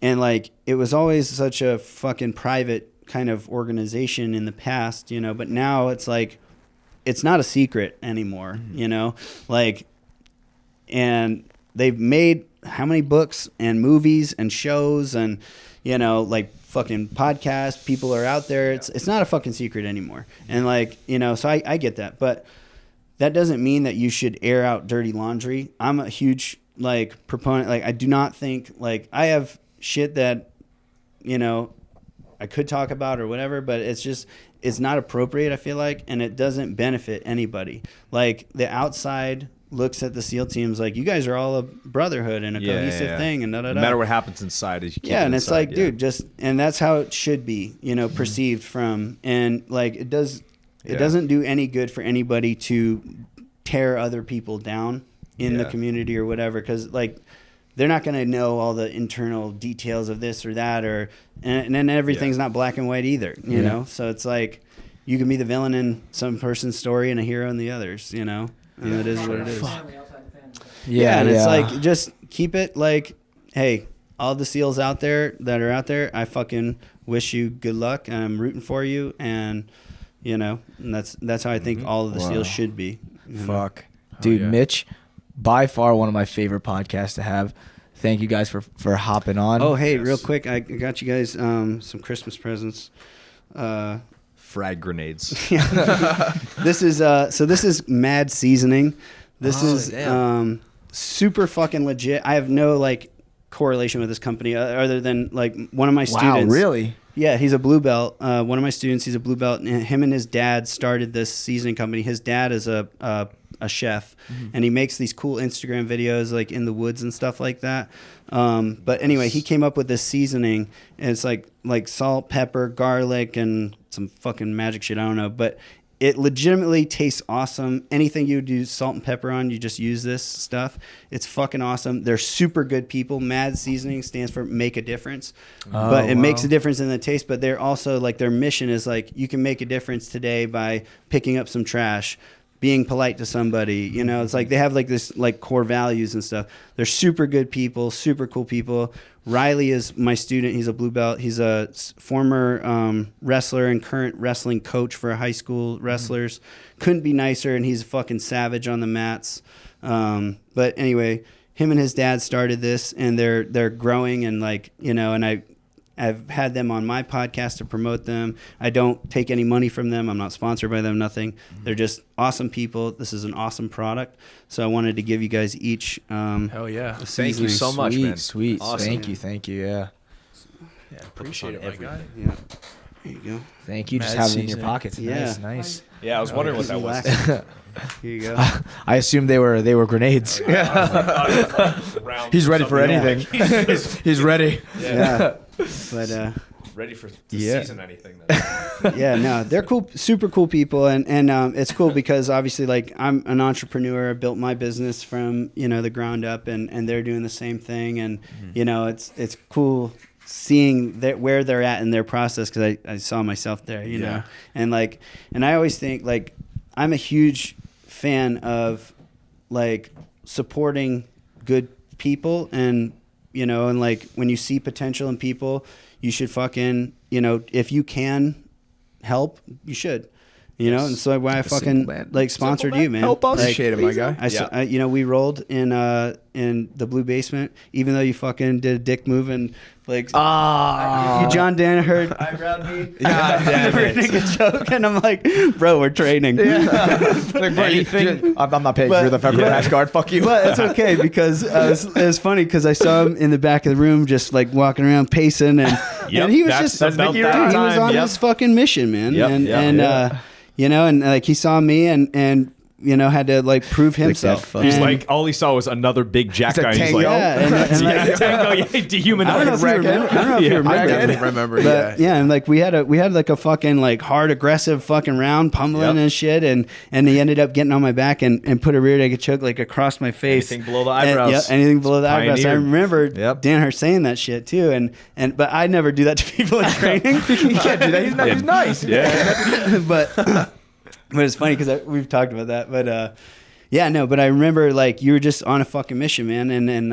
I saw your potential, and I was in a position to fucking offer to help you in some way, so I wanted to. Yeah, no, dude, you definitely helped me out, especially at that time of my life. I fucking needed anything I could get. You know what I mean? And same thing with your guys' B team and you know, the podcast and all that shit. Like, you know, I think, I don't know if you reached out to me or if I reached out to you. I think I reached out to you. I think you reached out to me, or reached out to us. Reached out to Simple Man, Mm-hmm. And like I saw you guys' personality. You're building your brand, and you know, and you're having fun doing it. And you know, and at the time I was doing a little better than I am right now. but I wanted to, you know, reach out and help you guys and be a part of that journey, you know. So Dude, I'm really happy to, and as I grow. grow, hopefully, you know, you guys will too, and hell yeah, just be a thanks cohesive so fucking much. thing. cohesive. We'll get better together, man, for sure. Yeah. Look, guys, if you watch to the end, please leave A frog. a frog. Yeah. Okay, I was saying Frog frog man. or anchor, but frog is frog good. man. Frog. Yeah. All right, please leave a frog in the comments. Let us know how you enjoyed this podcast. I'm your host, Damien. Yeah, make sure you guys buy Massive supplements. Check out Violent Hippie merch. New product coming out. New Smashing Reds. Smashing Greens. New Smashing Greens coming out soon, and new Smashing Reds, and violenthippie.com. We got a bunch of cool shirts coming out too. Our motto is "Be kind or else." Yeah. So we got some cool shirts coming out, and we Yeah. got geese, which I know your listeners probably don't care about geese, but we got geese. We got rash guards. We got training shorts. We got Rash handmade guards. organic soaps. Where can they? What's the Instagram as well? Where should they find it's you? At to be violent _ hippie HIPPIE. That's our Violent Hippies MASF supplements, MASF _ supplements, and it's massivsupplements.com. And then I also own a charity, Adopt a Cop BJJ. Oh yeah. Dude, that's crazy. Yeah, I did not realize that you were an Adopt a Cop person until like a few months ago, I think. So like back. Yeah. Yeah, no, I pulled up to one in around New York City, New Jersey. Yeah, we're in all 50 states. We're in like 1,000 gyms across the country are affiliated with us. And B-Team NJ. We've graduated over 350 police officers to blue belt. Wow, that's awesome. Yeah. They need it.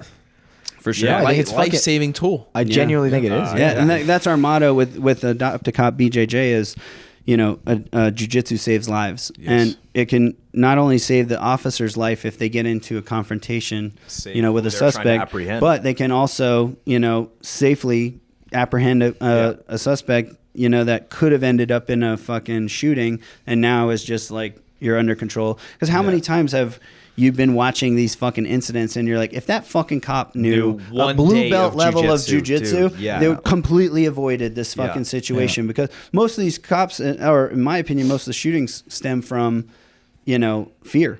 And I don't want to go hands-on with this fucking person or whatever. So it's like however you feel about cops, everybody wants less shootings. So of course, and jiu-jitsu saves lives. So, and if you want to donate to that, it's adoptacopbjj.org.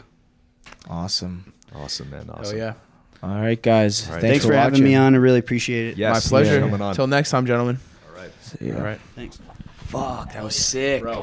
What a fucking good awesome, man. Yeah, man, Mitch. Dude, thanks so fucking